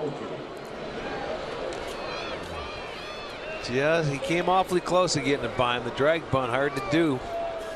Good play by Bauer. Yeah, I'm not sure. I mean, Kipnis was charging hard, but you know, from second base, you got a long way to go to get there. I don't know if Jason would have been able to get there in time to make the play. Right, but the key is to try and get it past the pitcher, you know, and then force the second baseman to make the play. Awfully hard to do. If you get it past the pitcher, a little easier to do when the left-hander's on the mound. But Bauer made a nice play. Oh, Aoki drilled, and that's the second Mariner batter that's been hit on the foot by a pitch today. Anderson hit Smith on the foot back in the 3rd inning, and now Aoki hit here.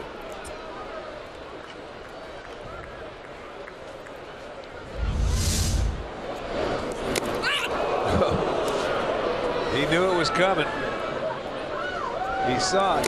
You just can't get that foot out of the way. You can't jump. You lift up that front foot for your timing to put it down. You can't get it out of the way. Smith got hit with the curveball from Anderson on the first pitch. It was a fastball there to Aoki. Now Aoki at first takes his lead. He's been caught twice trying to steal this year. Has not successfully swiped the bag.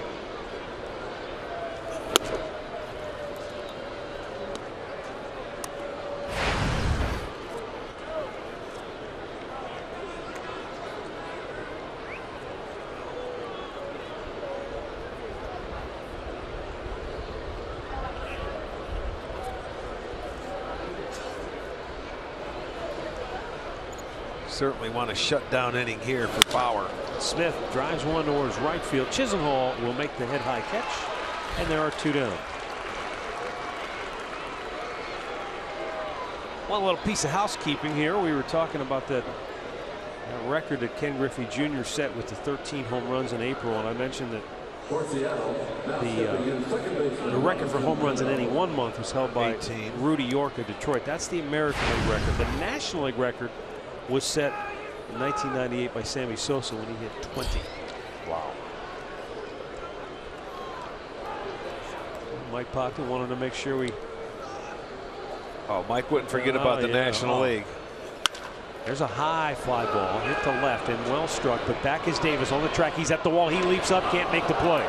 And coming around third, Aoki is going to score, and the Mariners get a run right back. Boy, a big 2-out RBI double by Robinson Cano, and it's 6-3 Seattle. Yeah, Cano flew out to left back in the 3rd inning, but he drove this ball. It was a belt high out over the plate fastball, and he gets enough of it to get it halfway up that scoreboard and off the wall. Nothing Davis can do. He goes to leap for it, but with 2 outs, Aoki's off and running. It's the double, and they get one back and make it a 6-3 game. 11 hits now. And just now, Zach McAllister starts to throw in the Cleveland bullpen.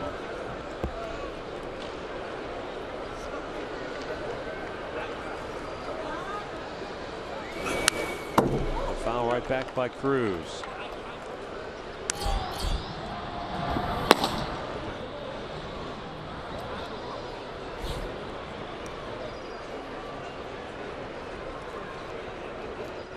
Now, you talked about it. You need that shutdown inning when you're trying to come from behind. Yeah. Makes it all the more difficult because you just don't have any cushion.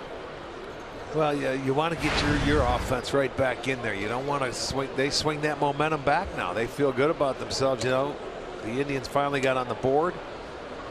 He had 2 outs, and he makes a mistake. A high fastball out over the plate. Cano hurts him.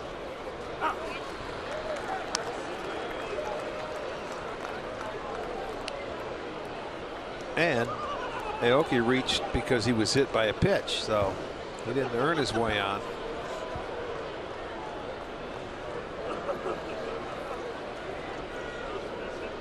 And the 1-2 is grounded towards short. Lindor can't get it. It kicked over his glove, and the Mariners get another run and now lead it 7-3. It looked at first as though Lindor was there to make the play. At least knock it down.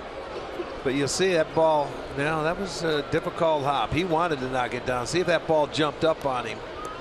I think it bounced a little higher than he thought it was going to happen right there. And Francona is going to come out and make the move and call in McAllister. As two out base hits. Put 2 on the board for Seattle, and they make it a 7-3 ball game. So the Mariners trying to restore their momentum. They're up 4. We get a timeout for a pitching change.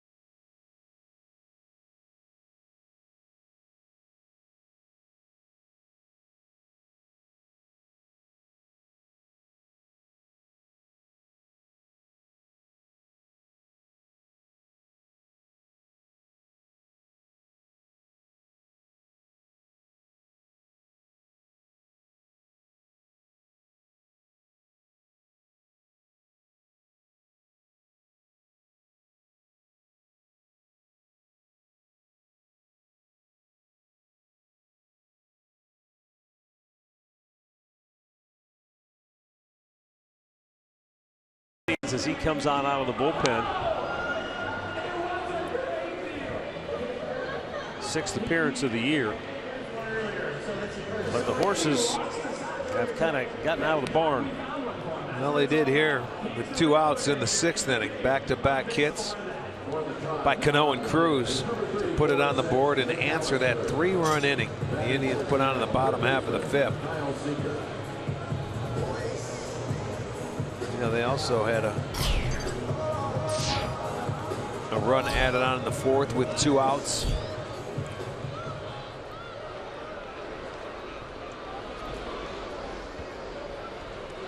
This is the only guy, Kyle Seager, in the Seattle lineup that doesn't have a hit today. Everybody else is pitched in.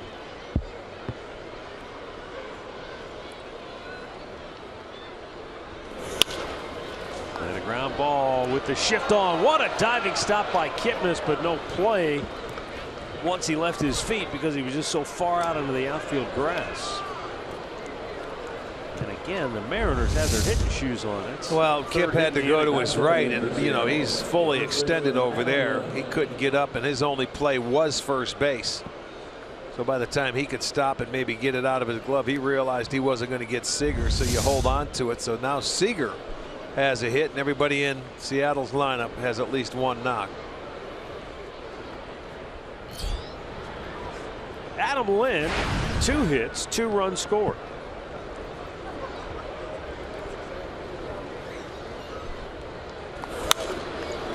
Foul back. This has been Seattle's MO on the road. Been able to score.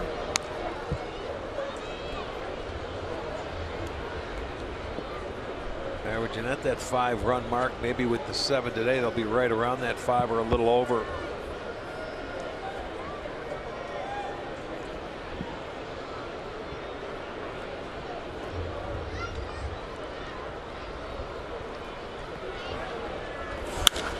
High fly ball to left field, and Davis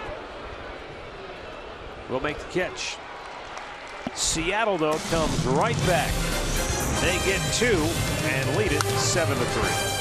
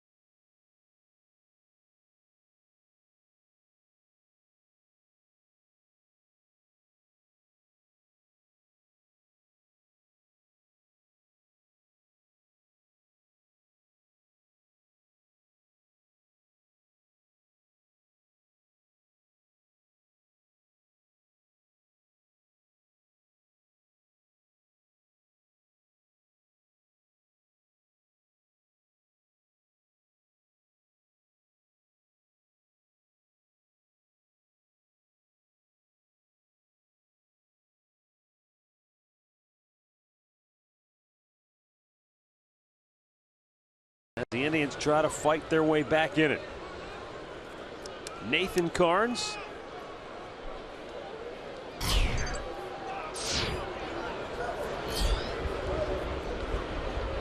Closing in on 80 pitches, but the Mariners bullpen quiet. Tribe has action in their pen.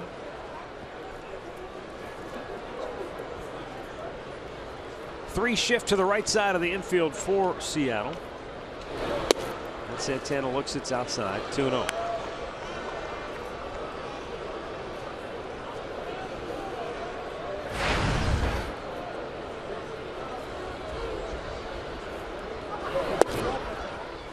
That's outside. 3 balls, no strikes.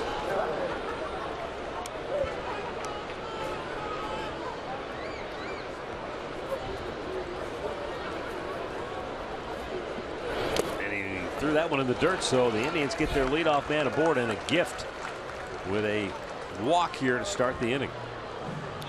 Let's go out to the district, see what our boy Andre's doing out there. Weather out here, guys. It's still a fun place to be. This is the place you want to come. Hey, when the team returns on May 3rd, you get the Tigers and the Royals here. And even on a day like today, hey, my guy right here, he's getting married tomorrow. And you see where he comes out to the district. Great place to come. Great tickets. Go to Indians.com to find them. You got it, man. Are you invited to the wedding, Andre? Nah, I told him I had to go on a road trip, but I would give him my best to him. You can come in. It's a short drive. I'm coming with you, baby. Headed to the Motor City after this one, and after Carnes misses again, quickly out goes the catcher Clevenger, and the bullpen jumps into action for Seattle.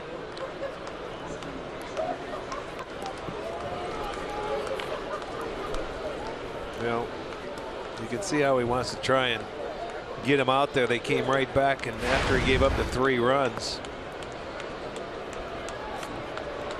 you know, they scored a couple, gave him an opportunity, but he only went 5 in his first 2 starts, 5 innings in both starts, and that's where he's at right now.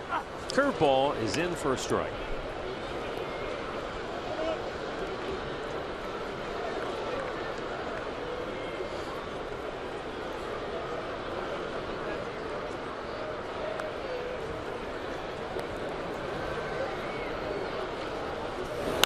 And Bird had a good hack, but fouls it straight back over the screen.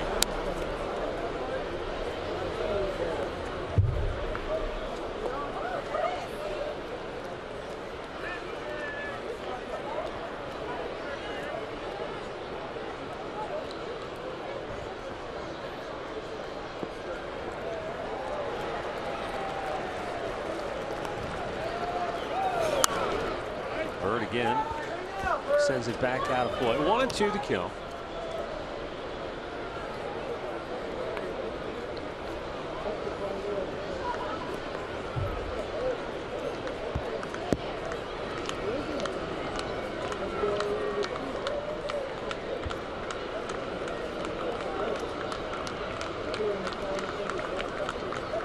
Carnes ready.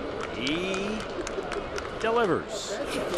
And Bird chases one, strikes him out. That's number 5 for Carnes, and 4 of the 5 strikeouts have come in the last 2 innings. Comes back and he throws that curveball again. That time it was out of the strike zone. He was able to get Bird to chase after it, gets the swing and miss, and the first out here in the 6th.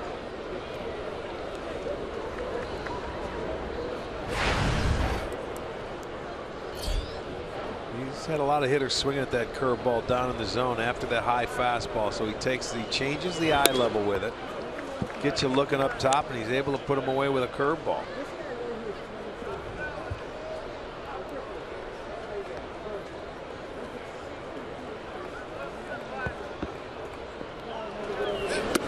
That curveball low and away.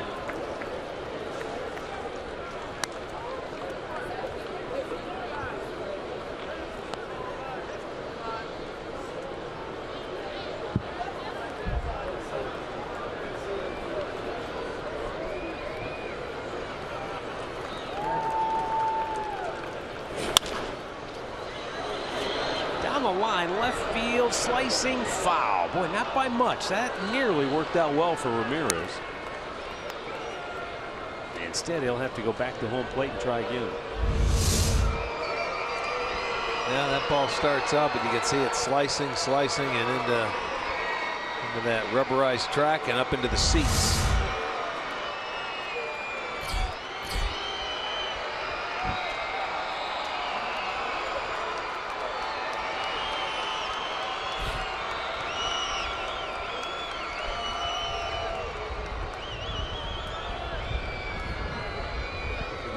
Fastball here. Threw it by him. And it's 2-2. White Sox and Angels just underway in Chicago. No score there in the first inning. Royals and Tigers will be in action later tonight in Kansas City. 2-2, line left field. That's going to get down. That's going to go all the way down into the corner. Coming into third base is Santana. They're going to wave him home. And the cutoff man misses the throw. And now going to third is Ramirez. He is saved.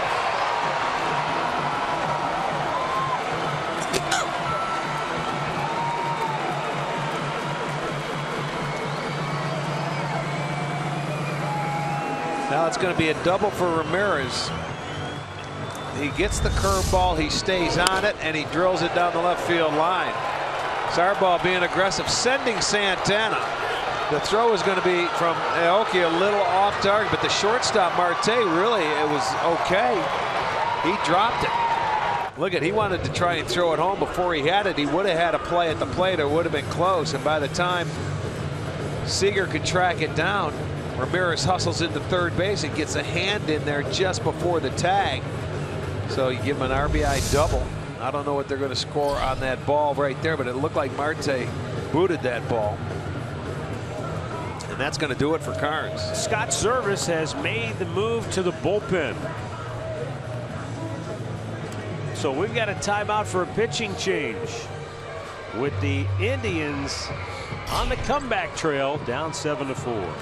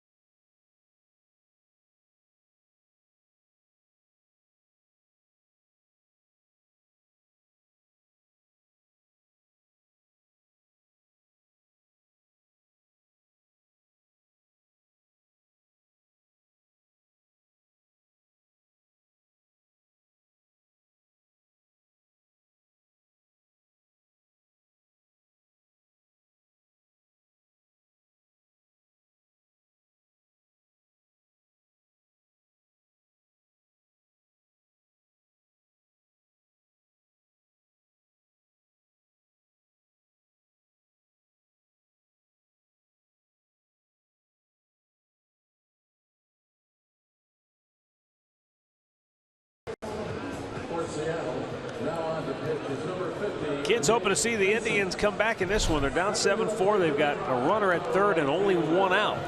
Lonnie Chisenhall will be the batter. The new pitcher is Nick Vincent.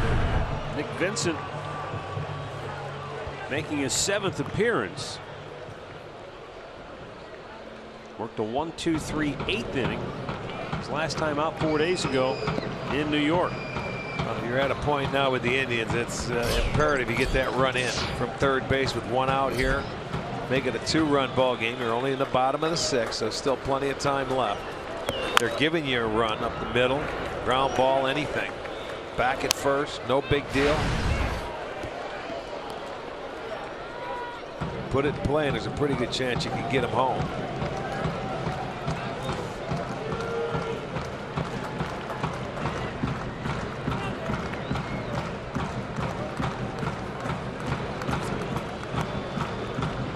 Vincent ready.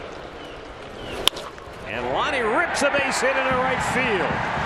His first hit of the season, and it plates Jose Ramirez.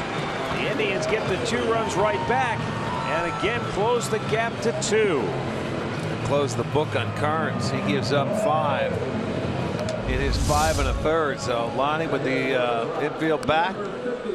It's a little 2-seam fastball, drills it into right field. Another base hit. It's a 2-run 6th, and it's a 7-5 game.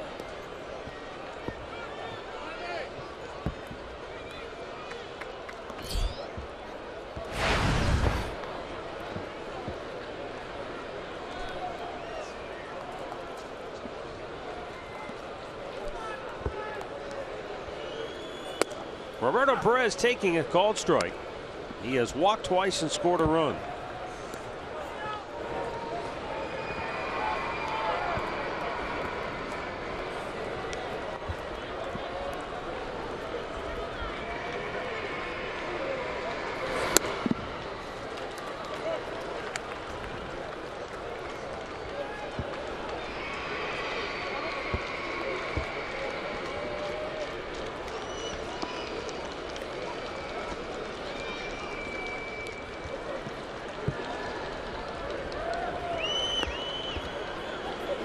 Now the 1-1. And Perez couldn't help himself. Yeah. Around. They asked for help. They say yes, he did go around. So now a 1-2 count. Check it out from the side, see what you think. I'd say yes.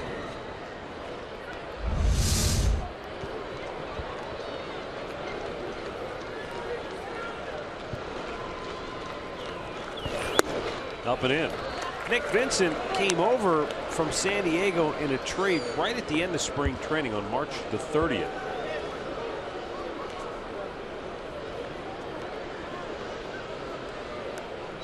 It's a time where you see deals like that made. Teams are trying to cut their rosters down. Line right into the glove of Cano. 2 down.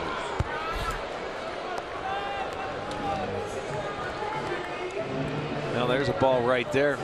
When you're a base runner, you have to stay put. Anything on the line, and Chisenhall did just that. Time to get back. So good base running. Any line drive, is Alomar is going to tell you as a base runner, hey, line drive, you just freeze, get back here, don't let the second baseman tag you. So on the line, Lonnie just kept his ground, able to get back so they couldn't double him up. It gives Naquin a chance now. Tyler Naquin singled and scored in the 5th.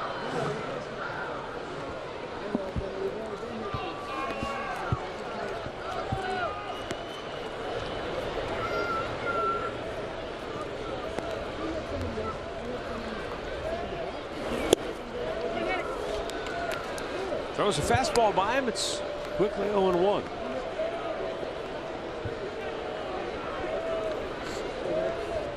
.64 degrees and just a few sprinkles still falling here at the ball yard. The 0-1. Naquin with a grounder right to Lynn. That'll end the inning. Jose Ramirez doubles in a run. Lonnie Chisenhall drives one home. 7-5 Seattle as we go to the 7th.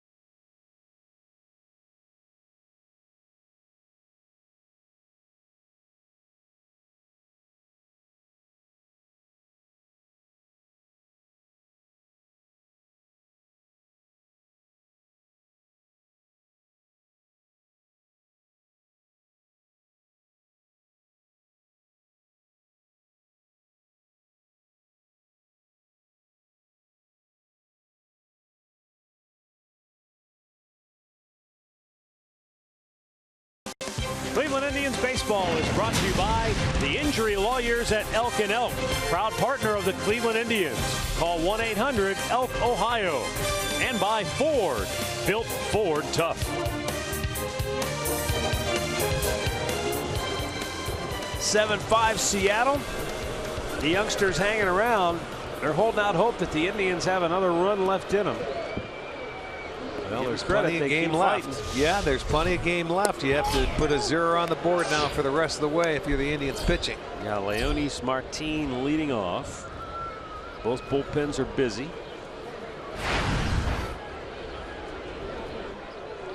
With this lefty heavy lineup, Seattle's got in there today. Left-hander Ross Detweiler up in the Cleveland pen. The 1-0.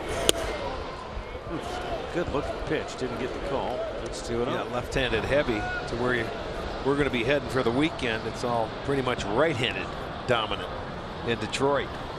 So you wouldn't think he'd see much time there.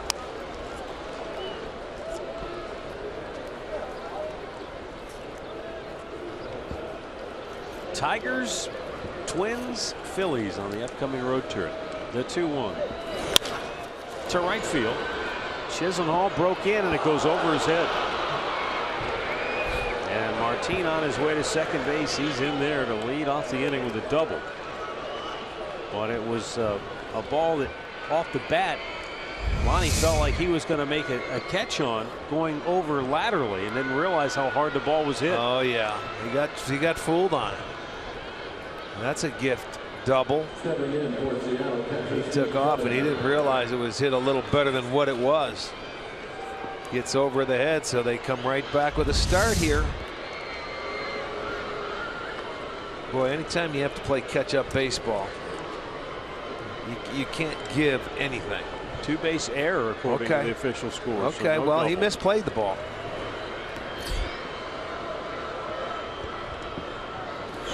You know, there is sort of this, it's a fallacy is what it is, that people think that if you don't touch the ball as an outfielder that you can't be given an error. That's not true. It's all up to the official score. Now, a ball that gets lost in the sun, generally an error is not given because you don't see the ball.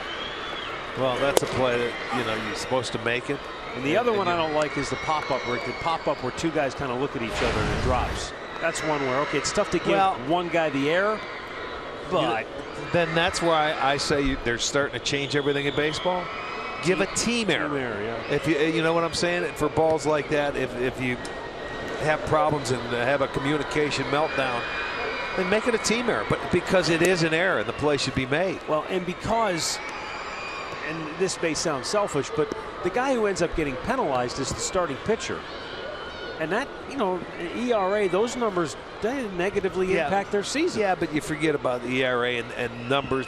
It's an error. I mean, if a play should be made, this is the big leagues, and everybody says, well, you guys are the best at what you do, which they are, and a play should be made, and it's not, then the pitcher shouldn't have to pay for it. Right.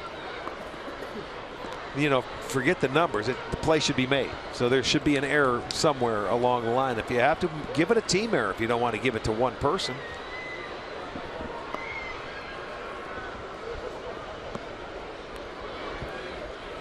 Three-one pitch. Out of play.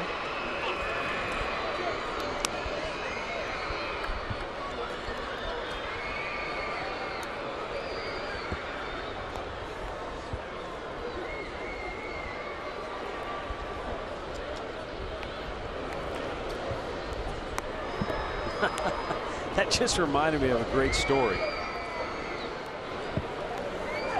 The 3-2 pitch. Along those same lines. So Tim Belcher was pitching. I don't remember where he was at. I think he was with the Dodgers at this point in his career.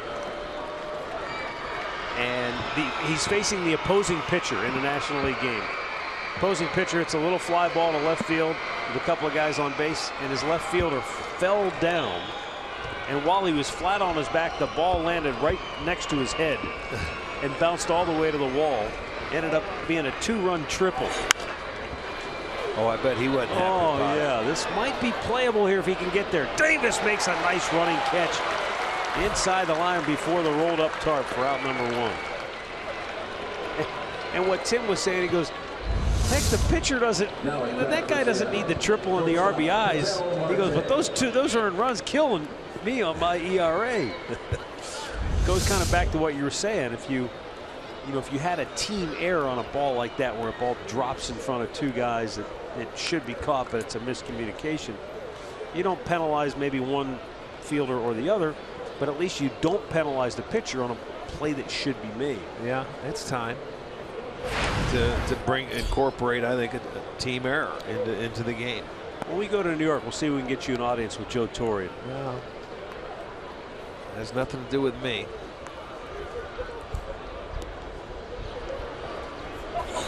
Marte lines it to Kipnis. Quick throw to second. Safe is the call as Martin tried to beat the tag of Lindor at the bag. It's a good job of getting back again as a base runner. That ball hit right on the nose, but right into the tracks. Jason Kipnis has it. He's waiting for Lindor. He gets back there, but Martin got his foot back on the base. You could see before Lindor could get there. He's trying to help him out. So 2 away for Nori Aoki.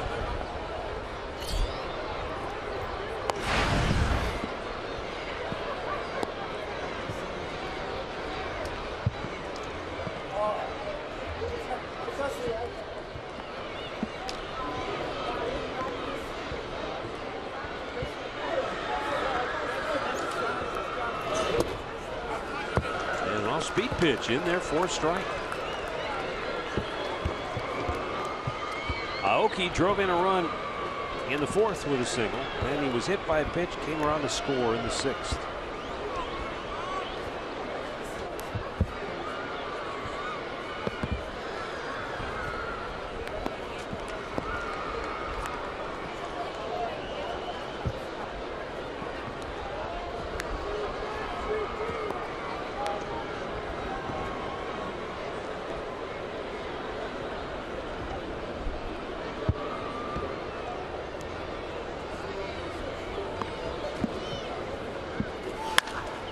That's foul, not by much either. Soggy crowd here at the ballpark today, but at least for the fans' sake, it's not that biting cold wind off the lake. The wind's kind of out of the west and a little bit out of the south today, so while they're a little bit on the damp side, it's not that brutal. We've seen cold. it, a lot worse, and the rain has been very. At one point today, it was a little hard where they had to come out and put some drying agent on the field. Other than that, it's been okay. Yep. The 0-2, and a foul out of play by Aoki.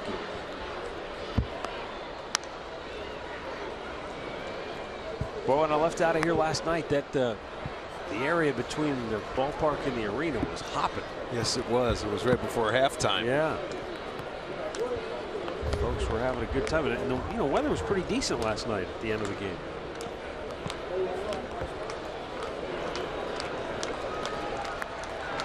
And the 2-strike pitch, down and in.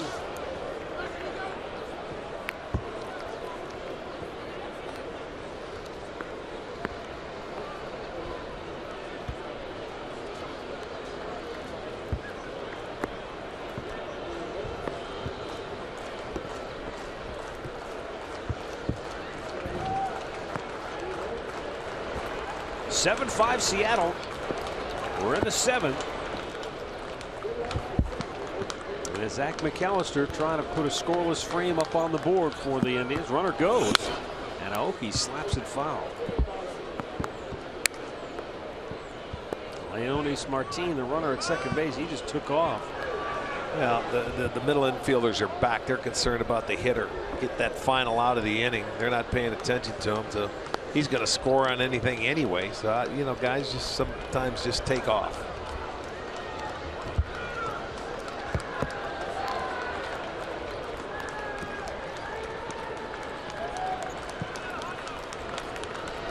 And McAllister, line drive, caught by Lindor. Oh, what a nice diving backhanded stop by Lindor to save a run right there, maybe a big one. It stays 7-5 Seattle, stretch time in Cleveland.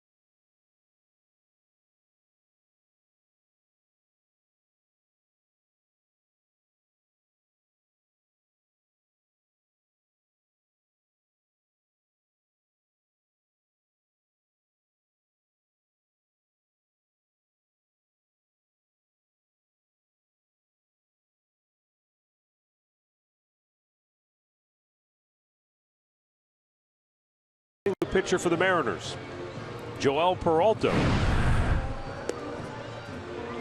He'll come on to face the top of the order. You know, came on in yesterday's ball game for an inning.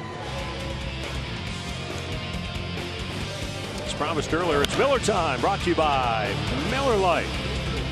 Rajay starting the game off with a double. He was stayed out on the bases there, but then he brought the Indians right back into the game with one swing of the bat, a 3-run home run back in the 5th inning, gave him a little life. And he's going to try and start it off again. Told you Peralta pitched an inning in last night's game. He walked one, struck one out, and you remember, picked off Rajay, who was in to pinch run.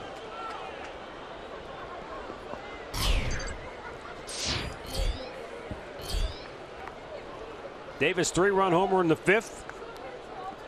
The jolt the Indians really needed here today.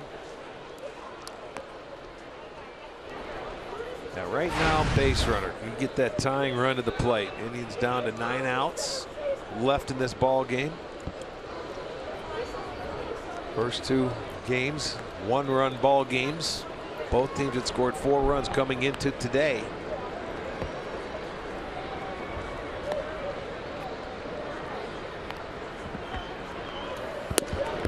They had a strike to the outside edge.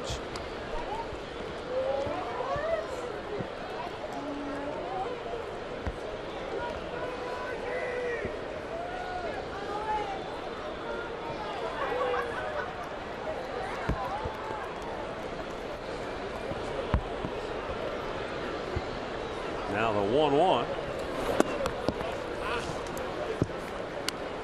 And now Davis ahead in the count. This guy is a kind of a test in patience when you face him, isn't he? Yeah.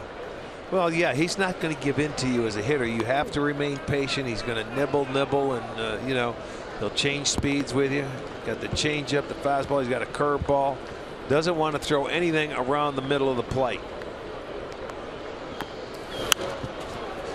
That was a good fastball on the outside part. Davis fouls it off. You know, he doesn't want to throw a strike unless he has to. But you're right. I mean, he's a veteran guy. He's 40 years old. He, you know, at one time he had great stuff. He's throwing about 91 tops, 92, but it's deception. And even when you're on first base, he does whatever he can do to just to get you. He's a competitor. Another fastball. Davis trying to belt it to right field, but there to catch it is Smith. 1 down. Well, kids tickets start at just $10 for kids 12 and under with the purchase of an adult ticket. And the tickets are located in the family deck out here at Progressive Field and are only available at Indians.com. Jason Kipnis coming to the plate. Been a tough series offensively. Just 1 for 10.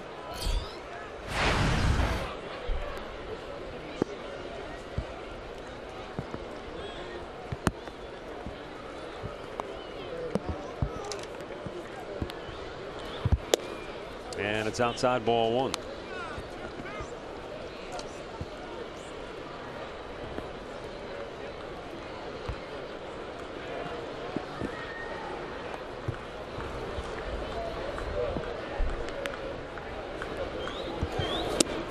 Wow, way out in front. 1 ball, 1 strike. You can see Peralta. I mean, he just, it's almost like a kind of a tease. It's a game of wills. Yeah. That's what it turns out to be. You know, as a hitter, sometimes sometimes you do. You get too anxious. You say, okay, he's going to give in. He's going to throw me a pitch. But he never gives in. He threw the curveball. There's the changeup. You know, that's 81. The curveball's slower than that, but he just never will ever give in. So you'll see sometimes young hitters will get themselves out against a guy like this. Deliberate, takes it. When he was at Tampa, he was really slow, if you remember. Walking around the mound, he would walk off the mound. And Kipnis lines one just over the head of Marte. And he comes back down on the count to get a big hit to keep the inning rolling for the Indians here. Well, that's a good at bat for Jason. Down 1-2 and stayed on it. That ball was elevated a little bit and it just got over the glove of Marte at short. But a good at bat, stayed on it. Now you have the tying run to the plate. And 1 out. That's 7 hits now for the Indians. The first for Kipnis this afternoon. Now here is that young hitter that you were talking about. Can he remain patient against a wily old veteran like Peralta?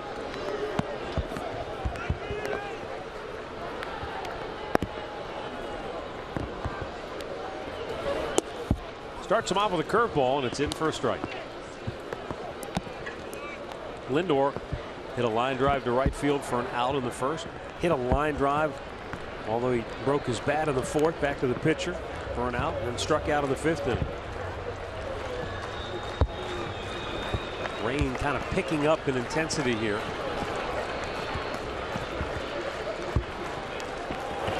Up high.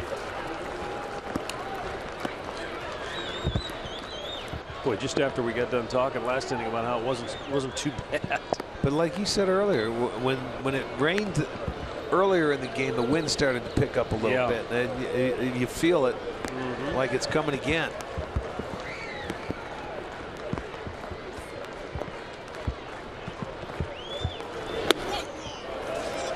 Well, Lindor staying patient has the count tip in his favor now, 2-1.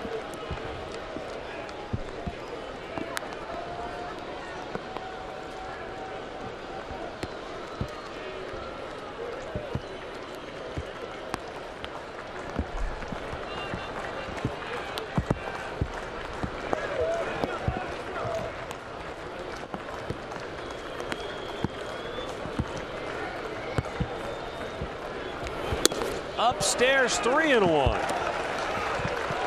Peralta looking down at the mound now, though. I don't know if it has any impact on your landing. He's cleaning off his shoes, but if there ever is a doubt, you have the right to call somebody out and get that drying agent out there. So good hitters count for Lindor.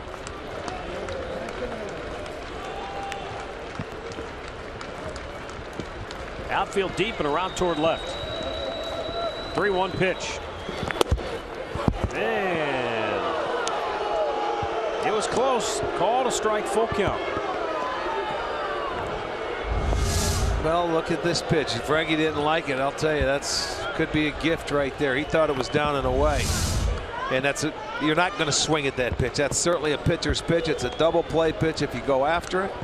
But it was called a strike.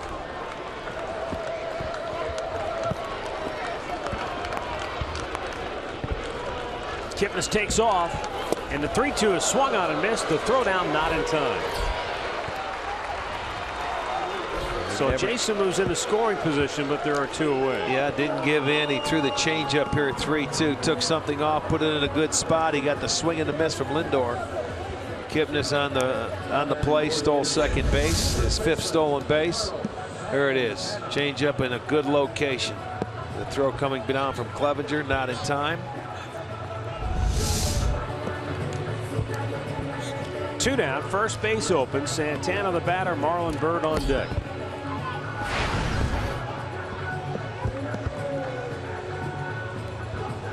Santana walked and scored in the 6th. He had a base hit with 2 outs back in the 4th inning on a little broken bat blooper to center.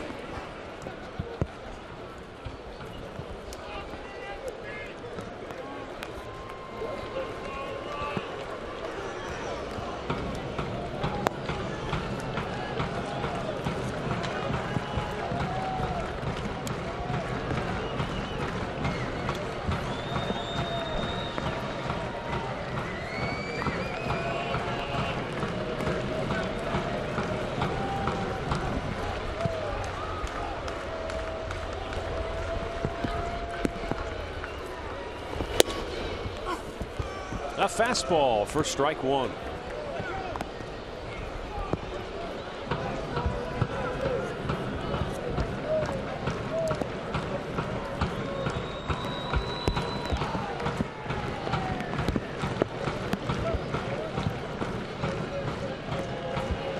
Already twice this year, Peralta has given up a game-tying home run.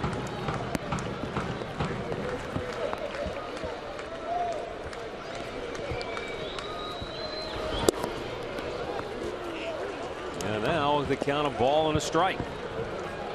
Well, he got ahead with a well-located fastball down and away, and it looks like, you know, he's going to attack him with off-speed pitches and see how aggressive Santana is. Carlos, the guy that can get the count back in his favor.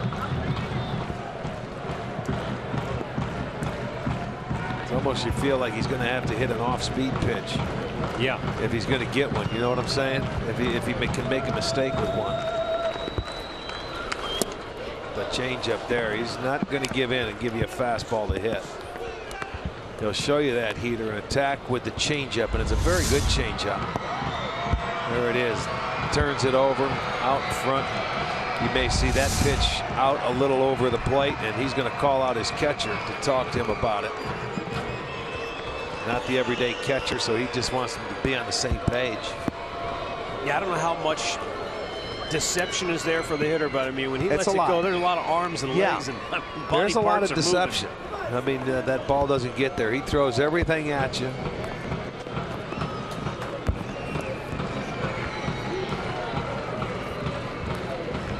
Bottom of the 7th, drive down 2.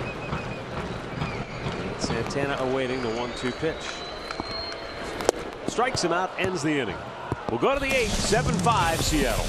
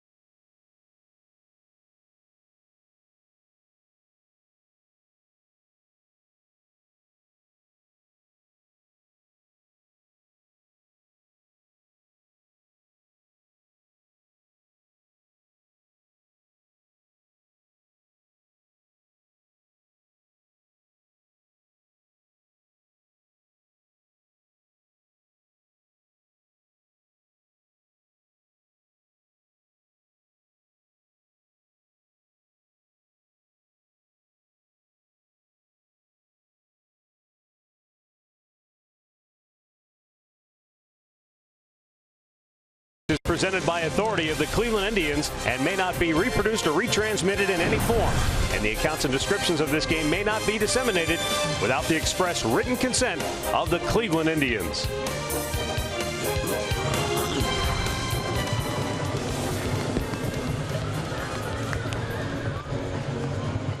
(7-5) Seattle. And here in the 8th inning, Ross Detweiler, the Indians' lone lefty out of the pen, will come on to face Seth Smith, Robinson Cano, and then Nelson Cruz due up 3rd, but would probably see Jabba Chamberlain, who's up in the pen right now.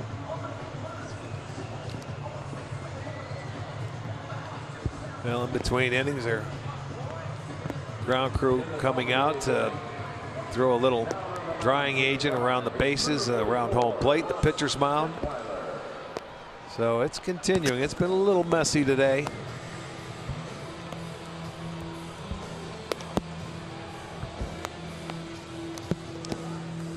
Yeah, this, you know, we've seen games like this a number of times in our careers as broadcasters. You obviously played through a number of these games where it's not raining enough to not play the game, but it's raining enough to where after a while it just becomes not fun up. No, it's tough. But that's part of the elements. You think about it. I reflected back. I was talking with Rick Riz, one of their announcers before. Remember 2007.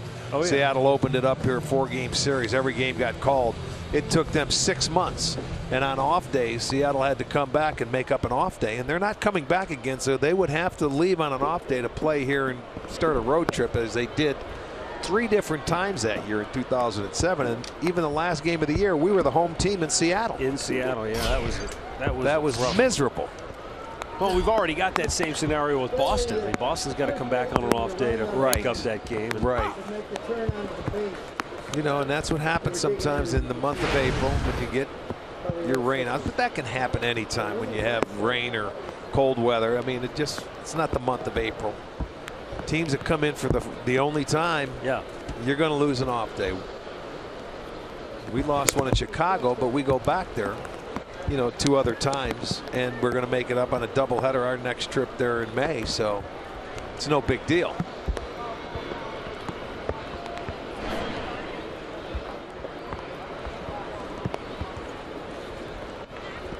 The 1-1. It is a testament, though, to the playing surface here at Progressive Field that, you know, rained all morning. It wasn't raining at game time, but it's rained throughout much of the day now. But the footing has not been a major issue. We haven't seen anybody slip really and fall. Well, the fields nowadays are compared to, with all the drainage that they have underneath them, it's remarkable now, and it's every ballpark you go to. Are you saying you may have participated in a quagmire or two? Oh boy. You know, it could not rain for 10 days in that ballpark over at the old stadium. It used to be wet in July. It never got a lot of sunshine to dry it out. Franklin Gutierrez fouling it back over the screen. He's staying alive here, 2-2. And for the most part, you rarely see teams playing with puddles in the outfield anymore, where if you go back and watch footage, you'll see a lot of puddles and splashes and things like that. That doesn't happen anymore because of the drainage under these fields. It's come a long way. 2-2. Up high, full count. I remember, you know, when they went to the turf fields, when that became the rage in the 70s. Really, the multiplex stadiums is what it was. Yeah. And Bob Prince used to call it the game saver. The Zamboni would come out and suck up all the water off the artificial grass. 3-2 pitch and a foul back. Yeah, instead of putting water on the ice to make it look better and take out all the. That's basically what it was. It was a Zamboni. That except you turn the switch in opposite direction, you'd suck it up.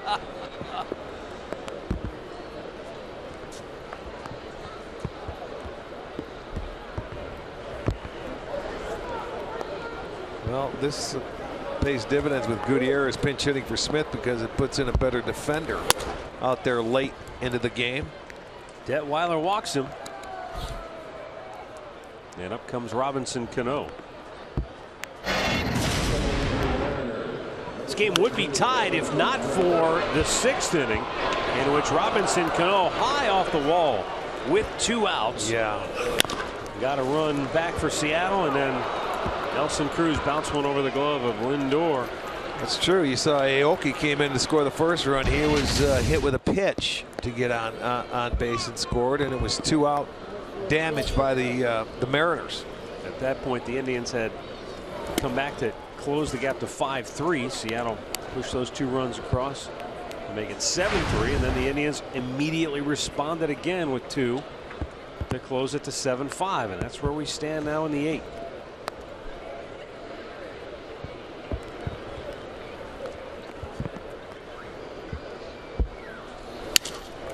One up smash to second. Kipnis goes to Lindor for 1. Back to first. Double play.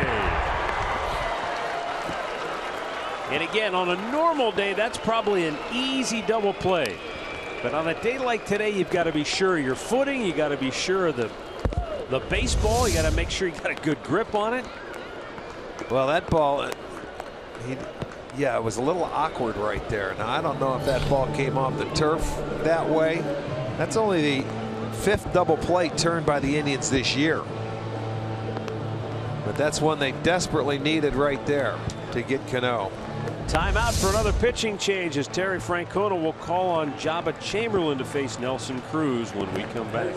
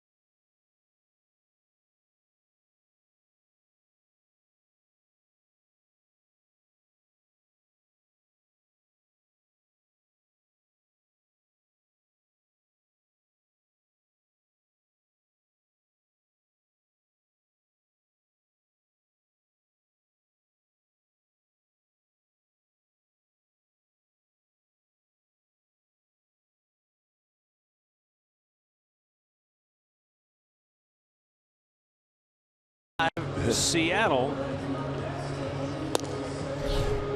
Well, whatever they're doing, they're having fun in the rain. Base is empty.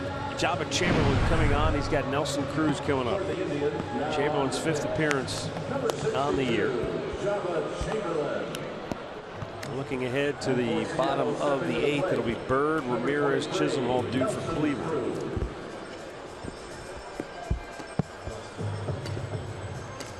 A steadier rain developing now.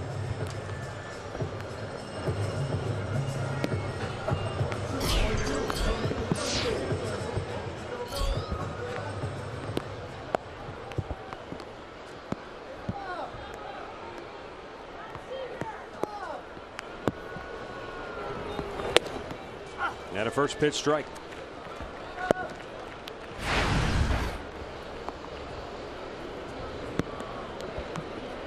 Cruz, a couple of singles, a couple of ribbies today. Hit to third. Ramirez cuts it off. Throws it over. Inning over. Home half of the 8th coming up. Tribe down 2.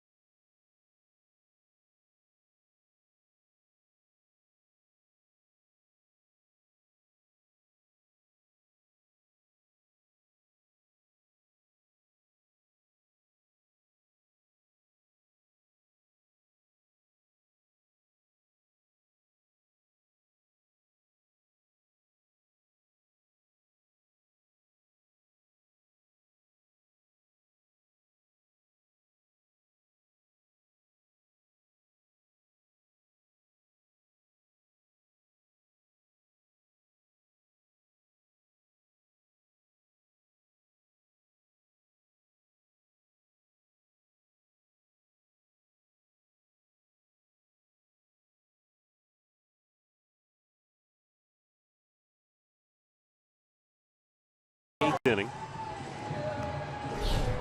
New pitcher for the Mariners is Joaquin Benoit, who worked a scoreless inning with a walk and a strikeout last night. I'm sorry, gave up a hit in his scoreless inning last night. And the new right fielder is Franklin Gutierrez, who came on as a pinch hitter. Stays in right field for Seth Smith. Marlon Byrd, Jose Ramirez, Lonnie Chisenhall due up for Cleveland.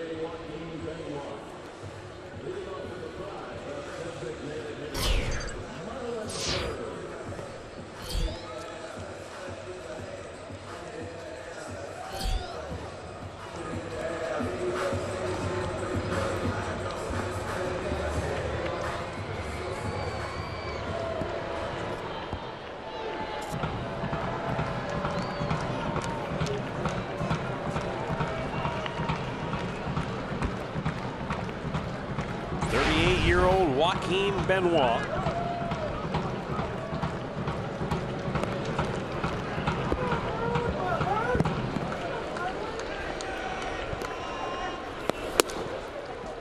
And a fastball in for a strike.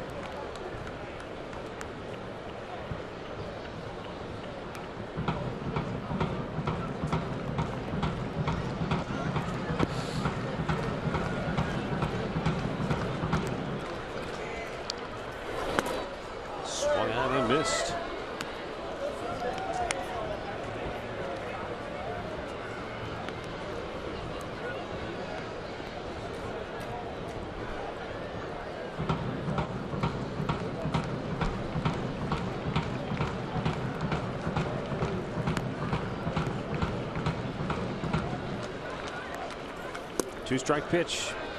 In and out of the glove.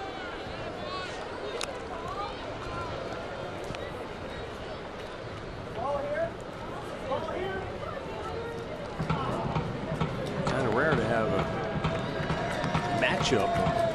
38-year-old pitcher and 38-year-old hitter, huh? Yeah, it sure is. Well, youth going around nowadays.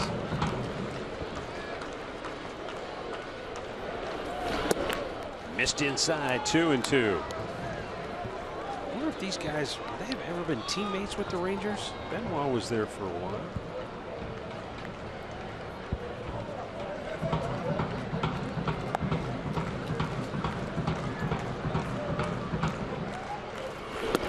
Down low.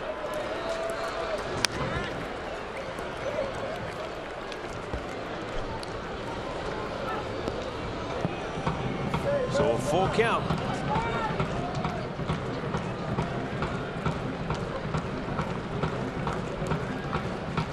Yeah, they definitely were teammates down in Texas.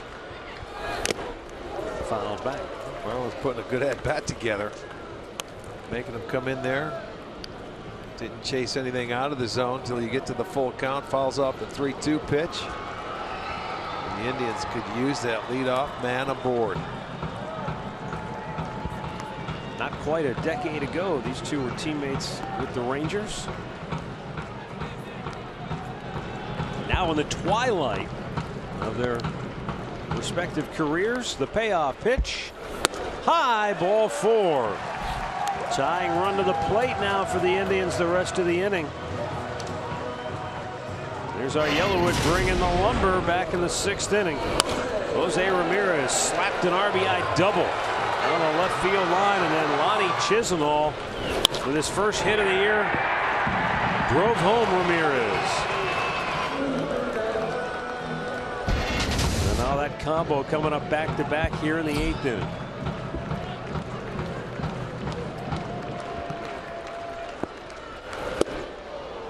Wow, way out in front. He really off speed. Yeah, off some really good change up there. That split that he throws took something off and had Ramirez way out front, who was cheating on the fastball.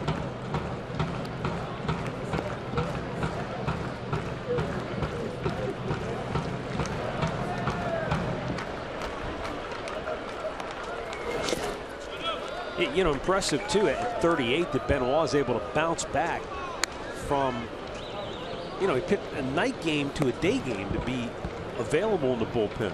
I know he only pitched an inning, but still, that's impressive at 38. Well, that's his role, boys. That setup. Early in the year, yes, bounce back, whether it takes getting tomorrow off or not. But you have an opportunity, and they're trying to. You got to win this game if you're Seattle. They're on a long road trip. They're 3-2 so far. And after this game, they will head to LA for a 3-game series before they head home. So this is a Service is looking for a must win right now when you have it late in the ball game and a 2-run lead.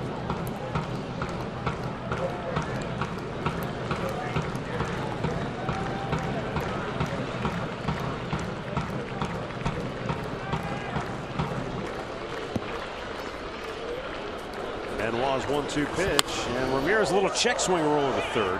Seager's only play is at first, and he gets him one away. Bird moves to second base. And Lonnie Chisenhall, the batter.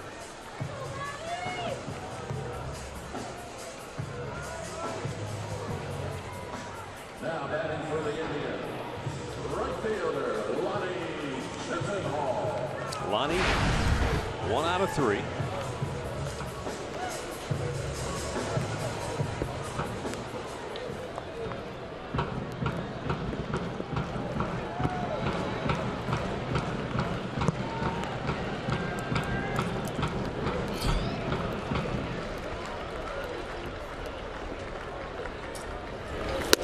If past history is an advocate or at least some kind of benefit, then Lonnie Chisenhall at least has the ability to draw on some of those past meetings with Benoit. Well, they're playing awfully deep in the outfield because their concern is Chisenhall at the plate, not letting him get into scoring position.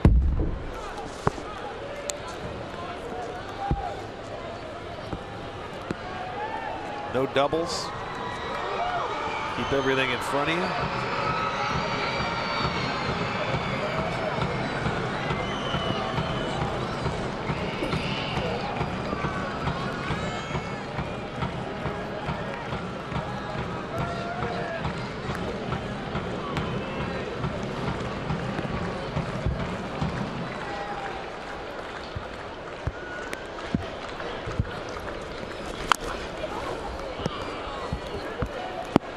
Chisenhall falls down 1-2 in the count.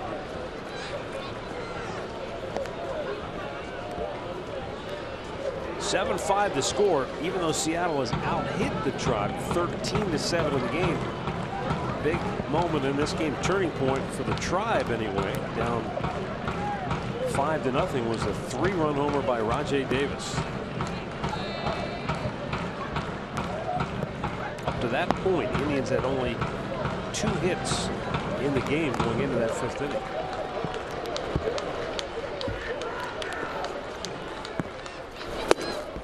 Strikes him out, 2 away.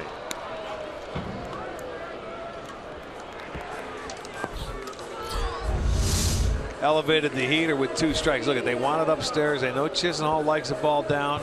That's a perfect pitch, especially to Chisenhall. He chases it, can't catch up to it up there. You can see Clevenger sets up really high. Give me it about the letters, and he delivered, and he made his pitch and got the out. Well, interesting. Terry Francona is making a move right here. He's going to go to Mike Napoli off the bench. He'll pinch hit for the catcher Roberto Perez.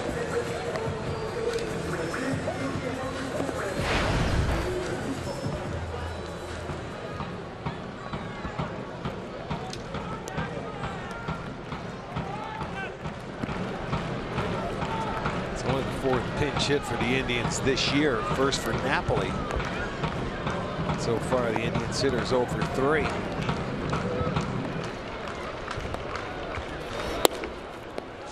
And Benoit misses with ball 1.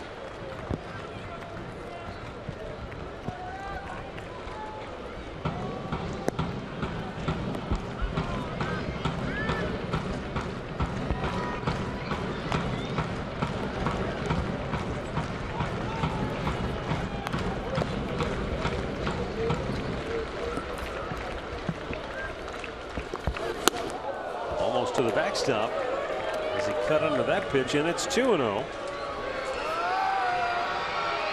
out of 4 with a home run for Napoli against Benoit.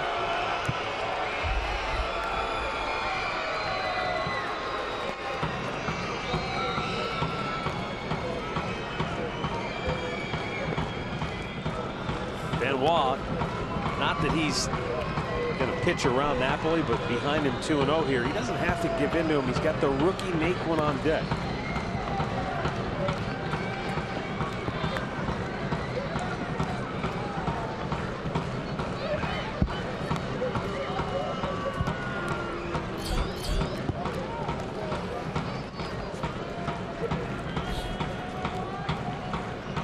They want to restart all over again with the signs. Shaking off, and it looked like he finally wanted to come in there. We'll see what they do.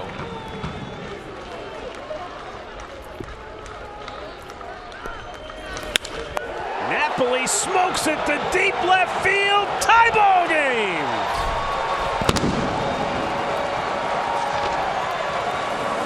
Mike Napoli off the bench with a pinch hit, game tying 2-run tater to the bleachers. And it's a 7-7 game. Now that's how you get back into baseball games, is with the long ball. And he hung Napoli a slider and left it out over the plate. And boy, he deposited that out in left field in a hurry. There it is, slider, stayed middle. He knew it as soon as he threw it. And that's what they did. They restarted, they stepped off, and this is the pitch Benoit wanted to throw. He didn't locate it. Napoli ties this game up. The Indians were down at 1 point, 5-zip. It is now a 7-7 ball game.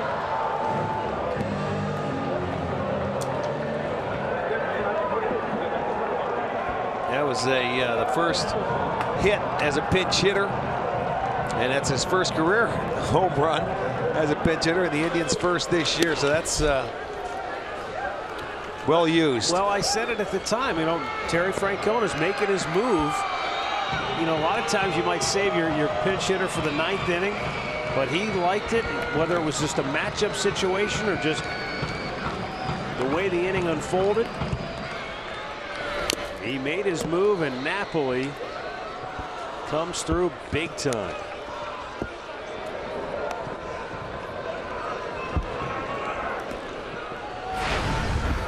One ball, one strike count now on Tyler Naquin.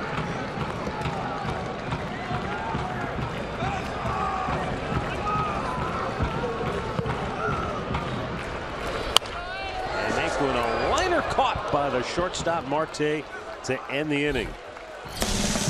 The veteran Mike Napoli with a big home run, and we're even at 7.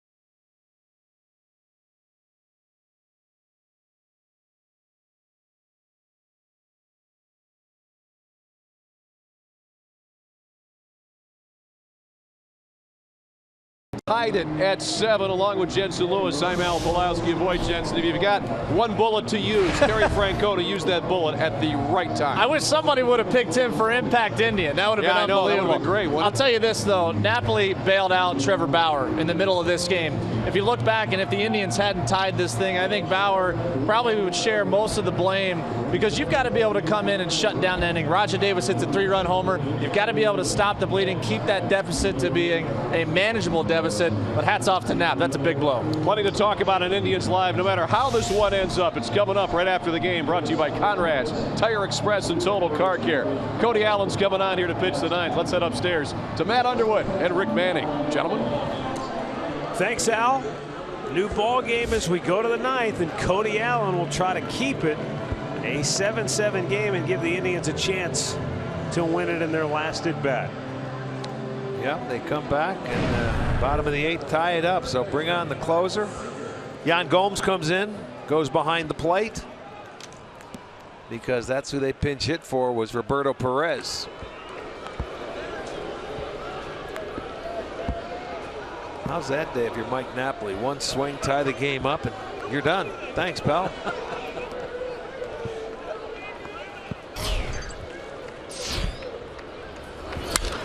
Swing and a ground ball just foul up the first base line.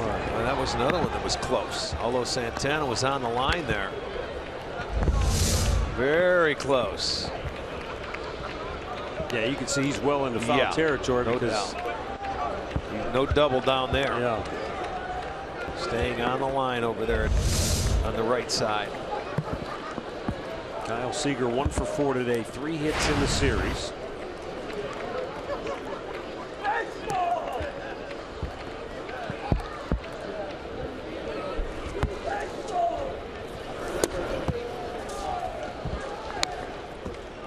One and one.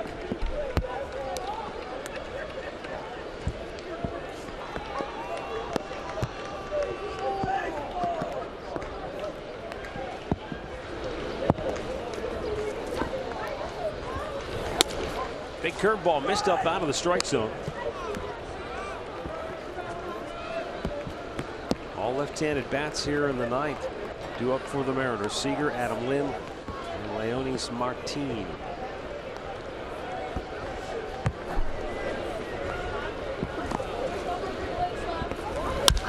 Seager with a line drive to right field, and Lonnie Chisenhall runs it down. One away.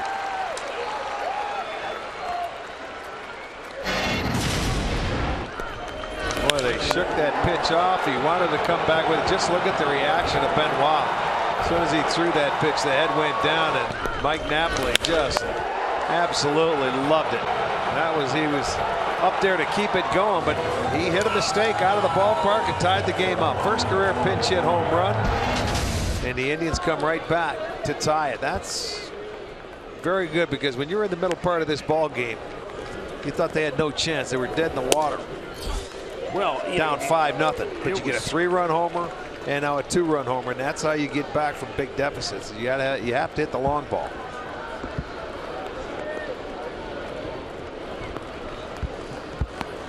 It was 5-0 going into the bottom of the 5th inning, and the Indians had been out hit at that point 10-2.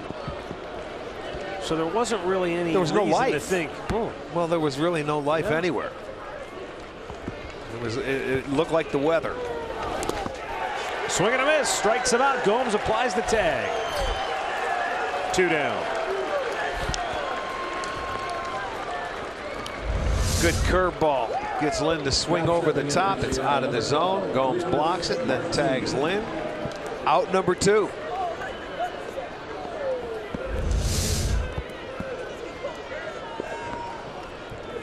Leonis Martin.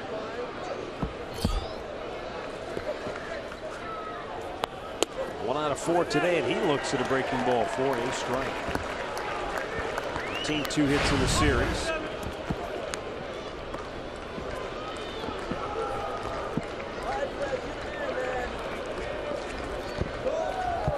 Swung on and missed.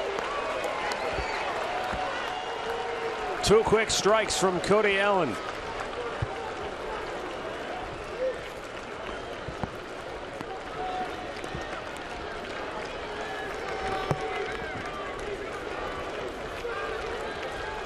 Two-strike pitch. Check. Did he go? They appeal. He did not. Came in there, teased him. He swung at it the pitch before, so Cody says, I'm going to come right back with it. See if he'll chase it again. He did not.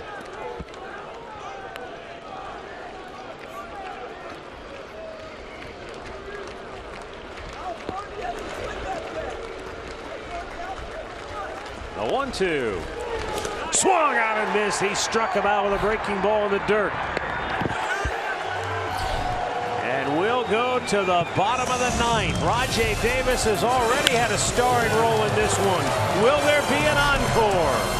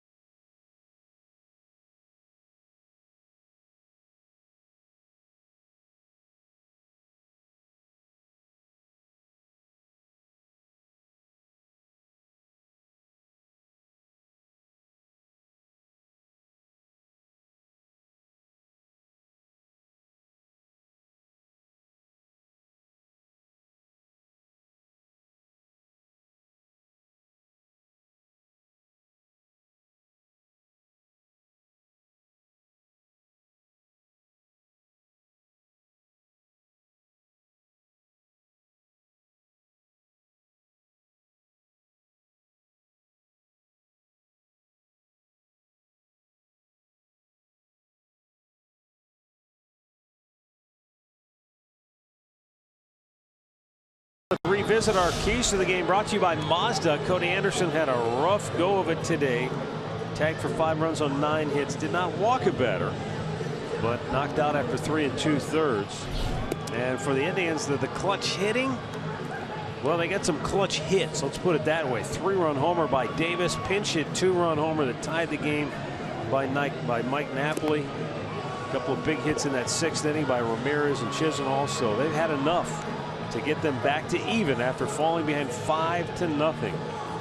Yeah, you look at the first 2 games in this series, 3-2. Game 1, the Indians come out on top 2-1. Seattle wins game 2.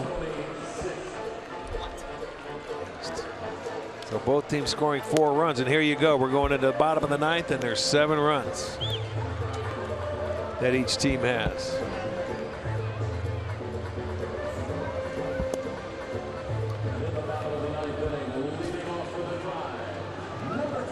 Rajai Davis ready to lead it off.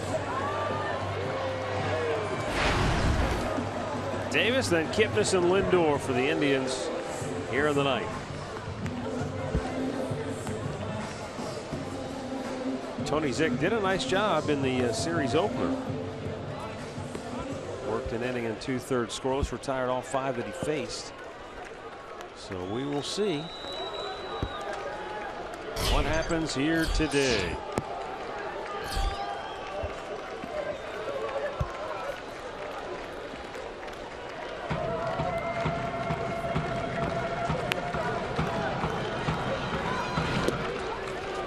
Off-speed pitch in for a strike.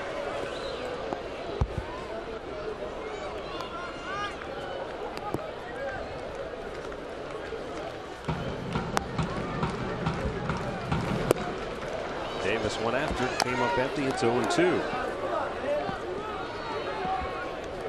Yeah, threw that one a little more outside, got him to chase after it after he got strike 1.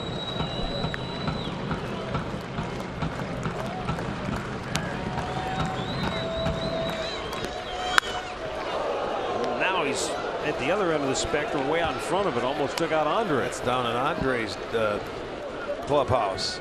It got him.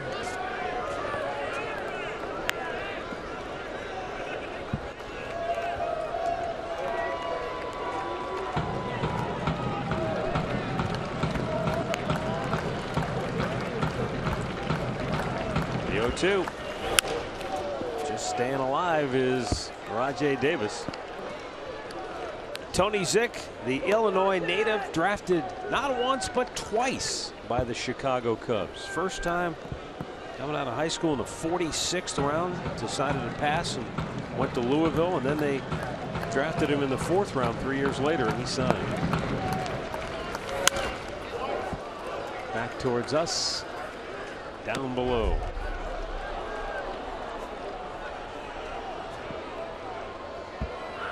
But for whatever reason, things didn't work out in the Cubs organization. And the Mariners acquired him last April for cash considerations. High fly ball left field, playable for Aoki.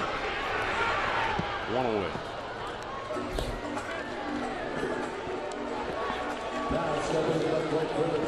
And that will bring up Jason Kipnis, who singled his last time up.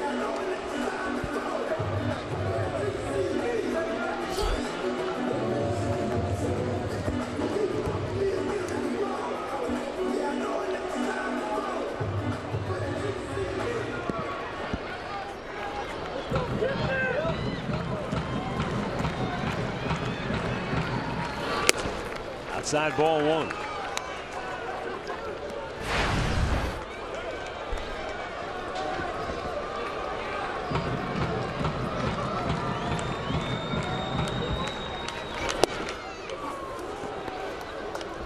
Jason Kipnis had a walk-off home run 3 years ago against the Seattle Mariners.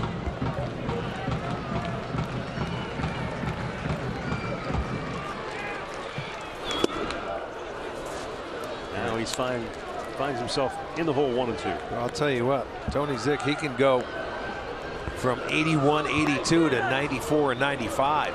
He can really change speeds on you and have you caught in between, which it looks like he has the hitters going.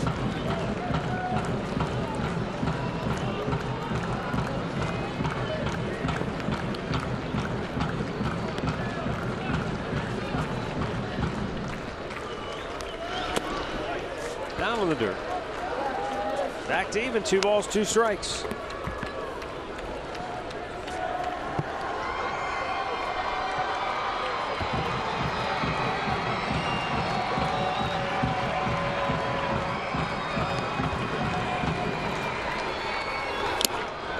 Strikes him out.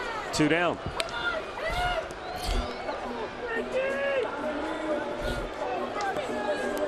And that will bring up Francisco Lindor, who is 0 for 4 here this afternoon.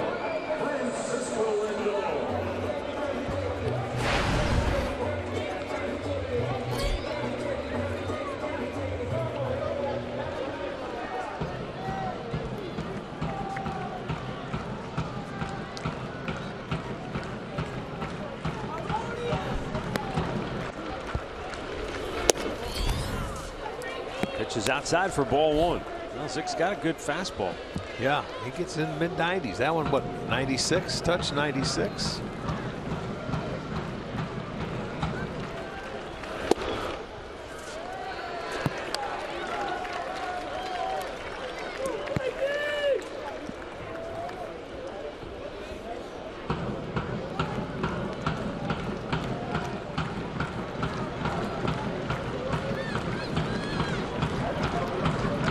Now 1-0. Up high. 2 balls, no strikes.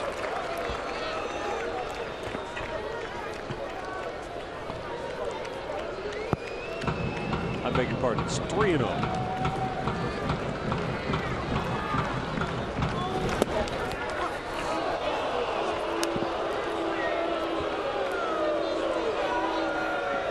Boy, again. Well, that's the second time today that for him. He's had that same pitch called a strike. Yeah, the last not a strike. The last time it was a 3-1 pitch. You're exactly right. This one's token 3-0, but that's outside, no doubt about it. Ball 4. And Lindor, a winning run aboard with 2 outs here in the bottom of the 9th inning.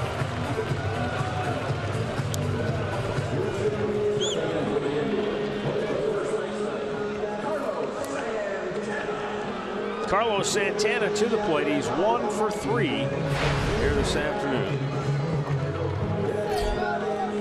Singled with 2 outs, nobody on base in the 4th inning. Walked the lead off the 6th and came around to score, and then struck out. The runner in scoring position in the 7th inning.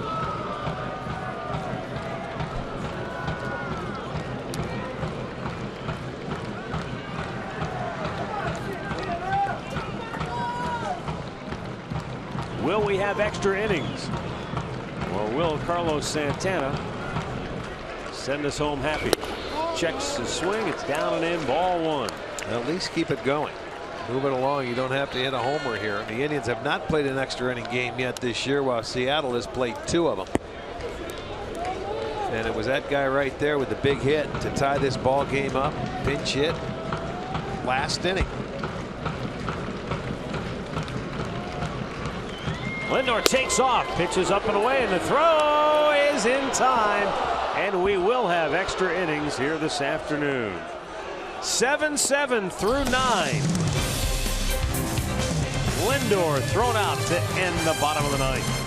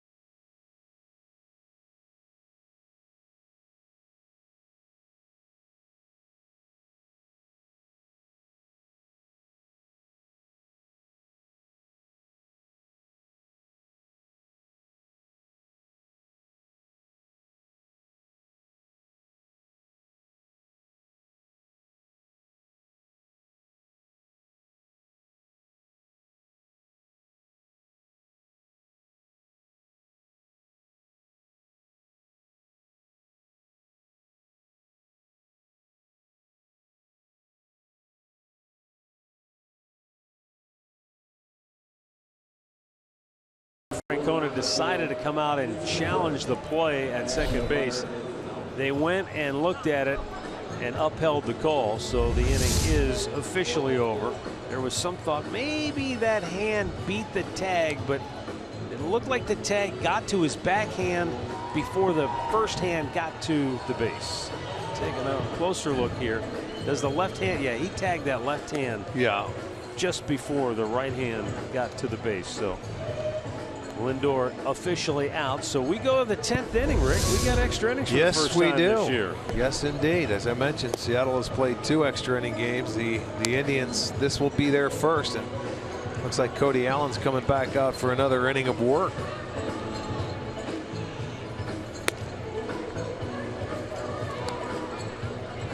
He had a 1-2-3 inning in the 9th. Fly out to right field and a couple of strikeouts. He's going to come on and face the 8-9-1 spots. Should be Clevenger, Marte, and Aoki.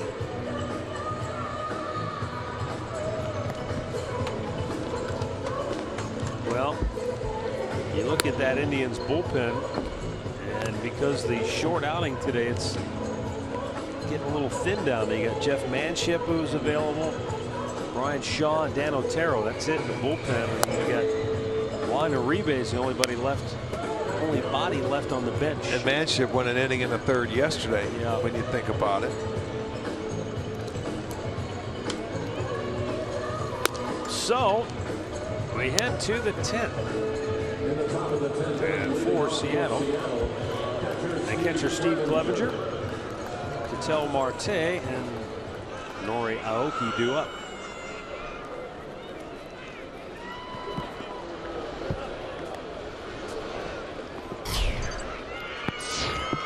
Not like tomorrow's an off day either. They've got to play tomorrow, but it won't be until tomorrow night in Detroit.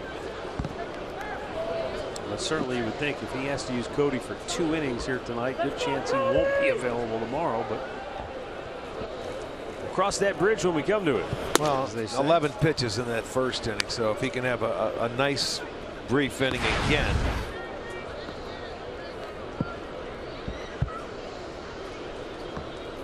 But yeah, we mentioned at the start, whoever wins this game wins this series. The Indians could even their record at home on this homestand. In Seattle now, they're 3-2 after going to New York for a 3-game series before coming here.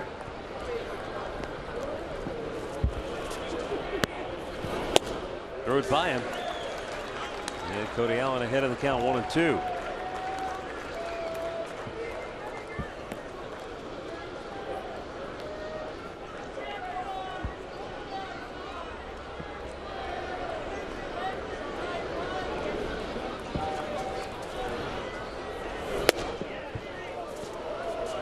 They do appeal. He did not go.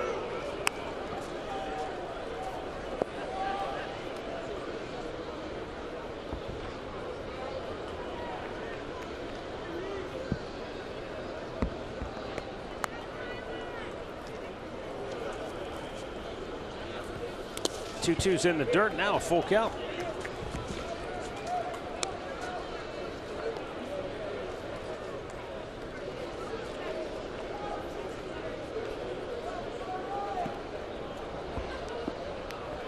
Ketel Marte waiting on deck.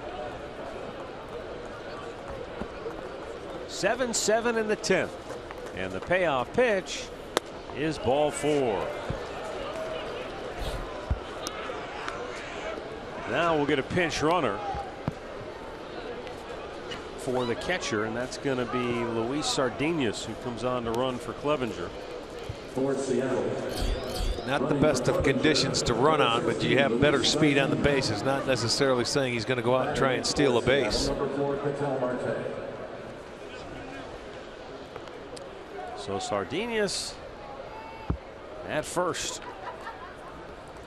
He's 1 out of 2 in the stolen base department this year, looking at his numbers.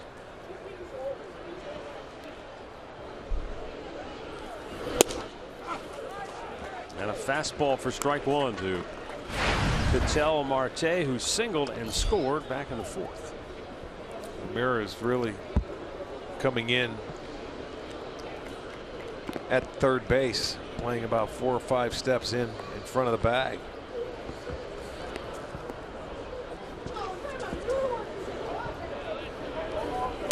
Tried to bunt, but it fouled it right back. And nothing into the count.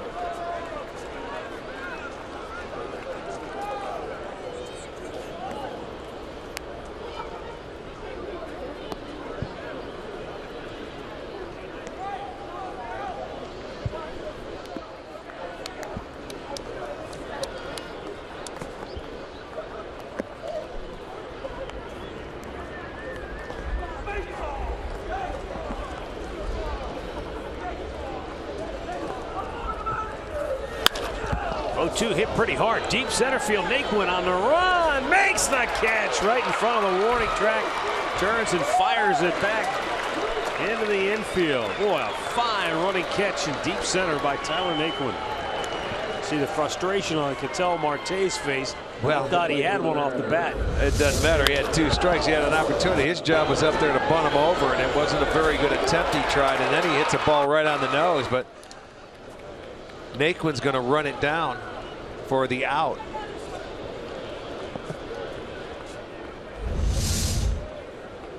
One away now, top of the order. And it's Nori Aoki who singled in a run and scored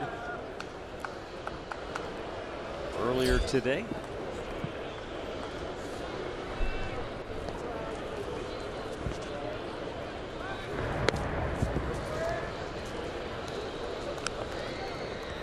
Lindor took a hit away from Aoki in the 7th inning with a nice diving stop at shortstop.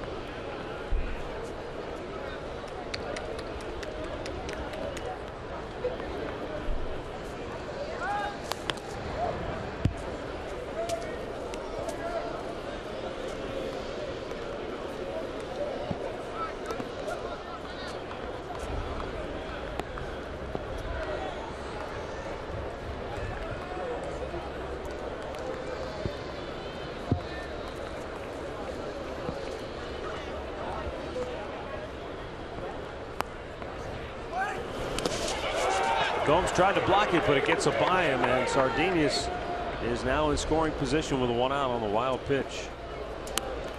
Yeah, that curveball, you know, when you call it, there's a chance of it going to bounce, but Gomes couldn't do anything with it. It deflects off his body, allows Sardinius to get into scoring position now at second.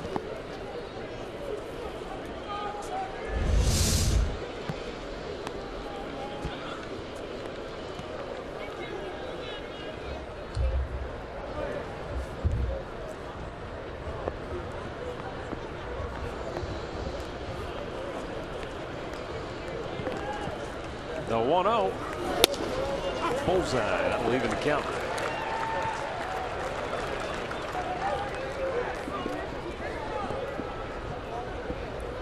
Let's go, Cody!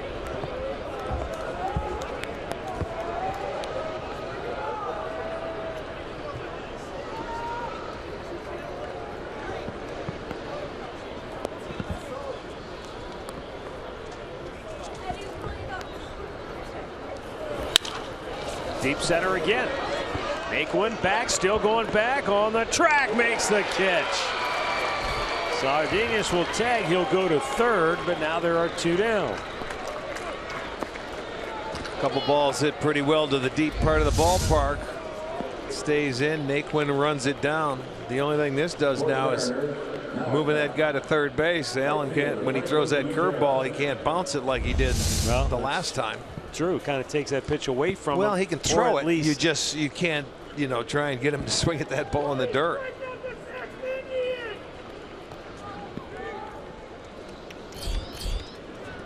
Shaw getting loose as Franklin Gutierrez for the 2nd time comes to the plate. He walked as a pinch hitter in the 8th inning.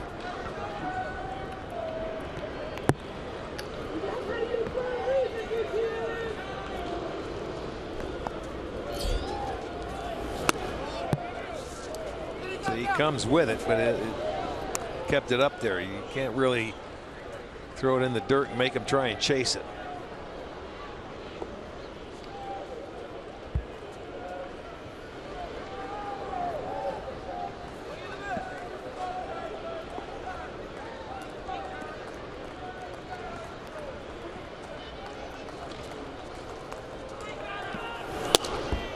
It's outside, 2-0.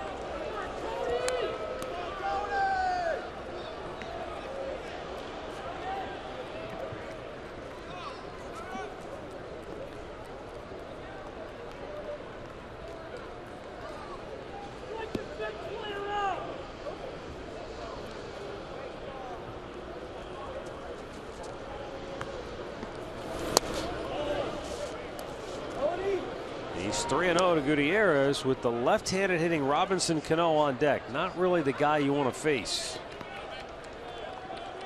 here in the 10th inning.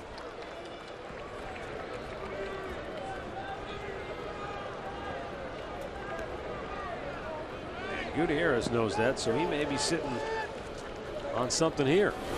Takes all the way and fastball right down Broadway, 3-1.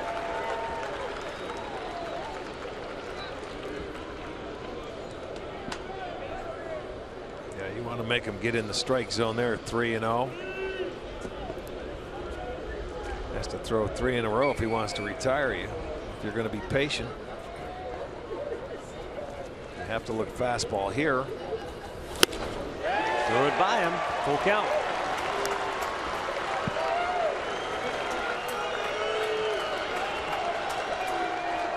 Those who remain of the 11,525 who showed up on a rainy, drizzly, gray afternoon want to see Cody Allen get the Indians in the dugout with a chance to win it in the bottom of the 10th.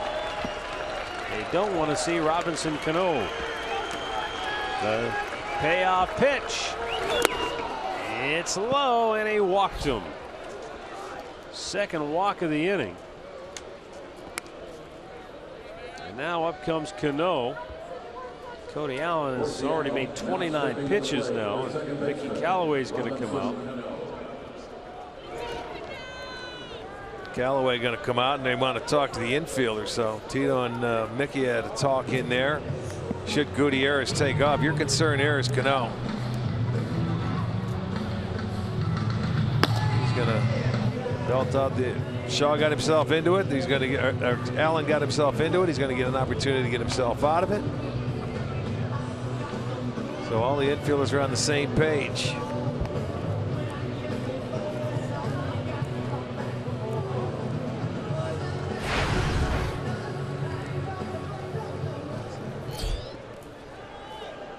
Cano doubled high off the wall in left field back in the 6th inning to drive home a run.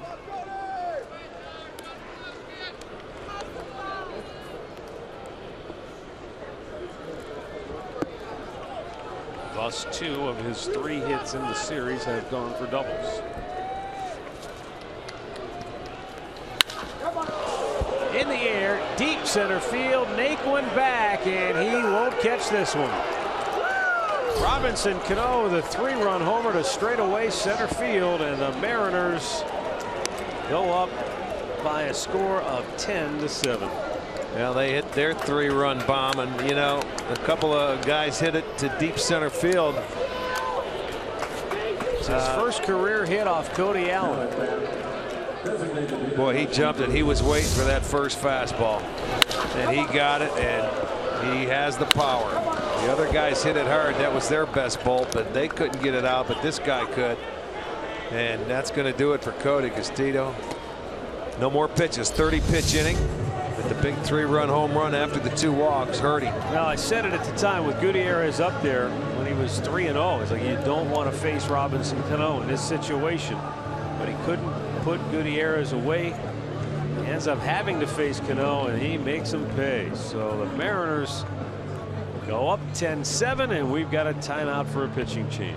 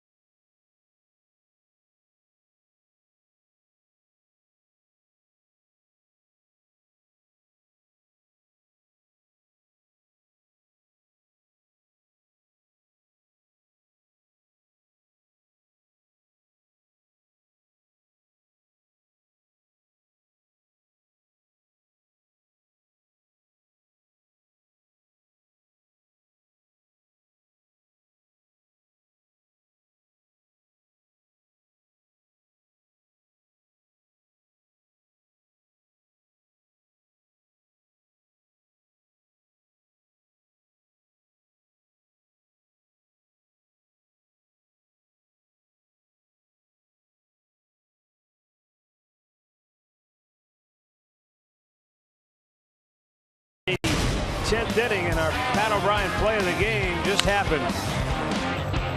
Yeah, after 2 walks in the inning by Cody Allen, that first pitch started off Robinson Cano, and he can't believe it. It went straight away center for a 3-run bomb. The the second home run hit by Seattle today.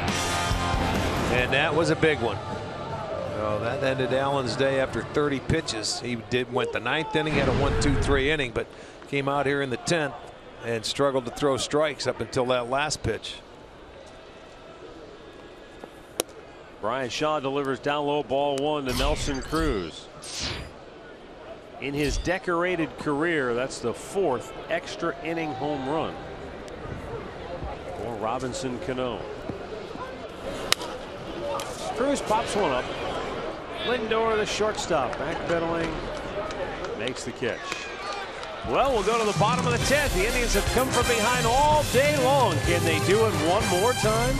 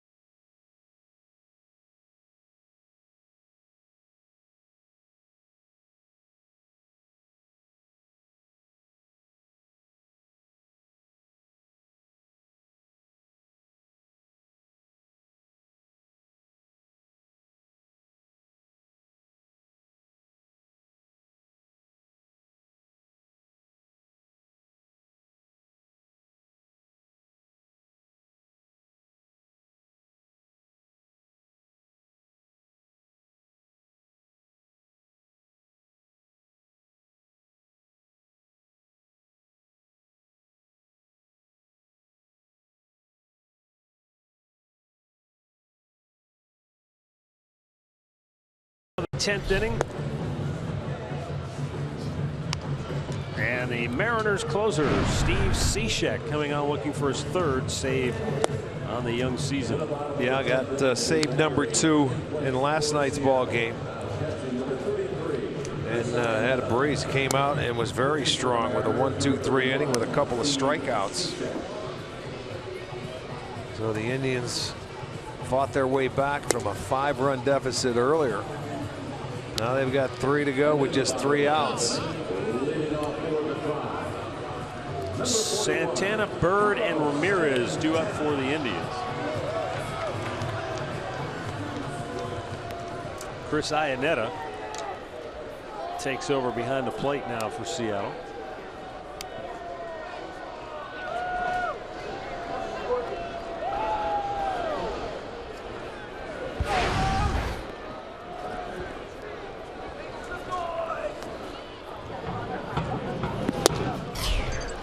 Santana looks at ball 1. Carlos was at the plate in the bottom of the 9th when Francisco Lindor was thrown out trying to steal. Santana lifts the fly ball to left over near the line, and Aoki almost overran it but makes the catch. 1 down.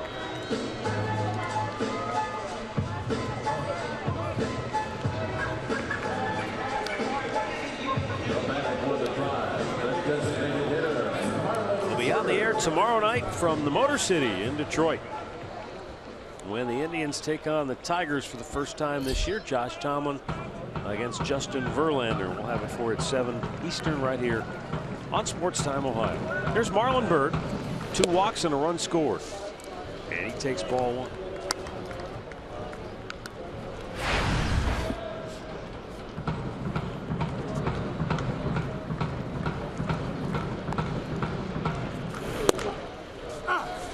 Cishek slings it in there for a strike to even the count.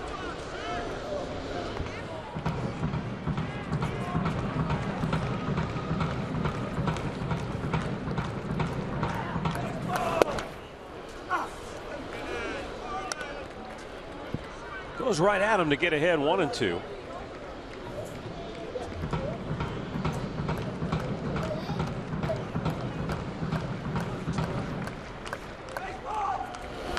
And Bird down on strikes, 2 away.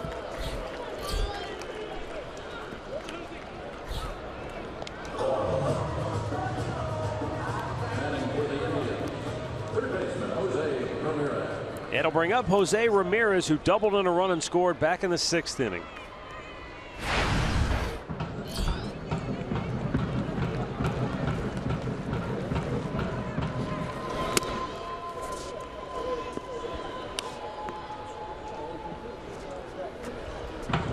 Minnesota leads Milwaukee 4-1. They're in the 7th at Miller Park. Tigers, Royals, they'll play later tonight in Kansas City.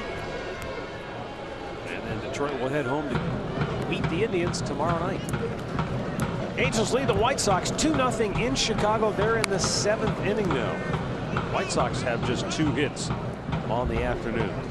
I think the silver lining here today is just the way the Indians fought back. It would have been easy to just kind of chalk this one up early the way it was going, 5-0 in the hole. They made a game of it, but the Mariners come back once again and they take the series, winning 2 out of 3. The final score today: Seattle 10, Cleveland 7. Well, you're right. There's not much you could do. They like we said, the first 5 innings didn't look like they had a chance. You know, the weather was gloomy, it was gray, and the Indians offense was the same way until Rajai Davis hit a 3-run home run to bring them back. And when you fall behind like they did today, because the short start from Cody Anderson, you know, you have to do a couple of special things, and they did to get back into the game. They brought it within 2. Then Bauer gave up a couple, but then the offense come battling right back to score 2 more. The big pinch hit by Mike Napoli brought him into it. They just couldn't hold it. Your closer gives up a 3-run homer in his 2nd inning relief, so we'll see if he's going to be available tomorrow. Yeah, and you know, one of the bright spots today was the, you know, off the bench, Mike Napoli in a pinch, gets a pinch hit home run, ties the game. Big lift for the club. And our guy Tom Boschenek tells us that since Tito became the manager, that's 11 pinch hit home runs for the Indians. That's 2nd most in the baseball. Wow.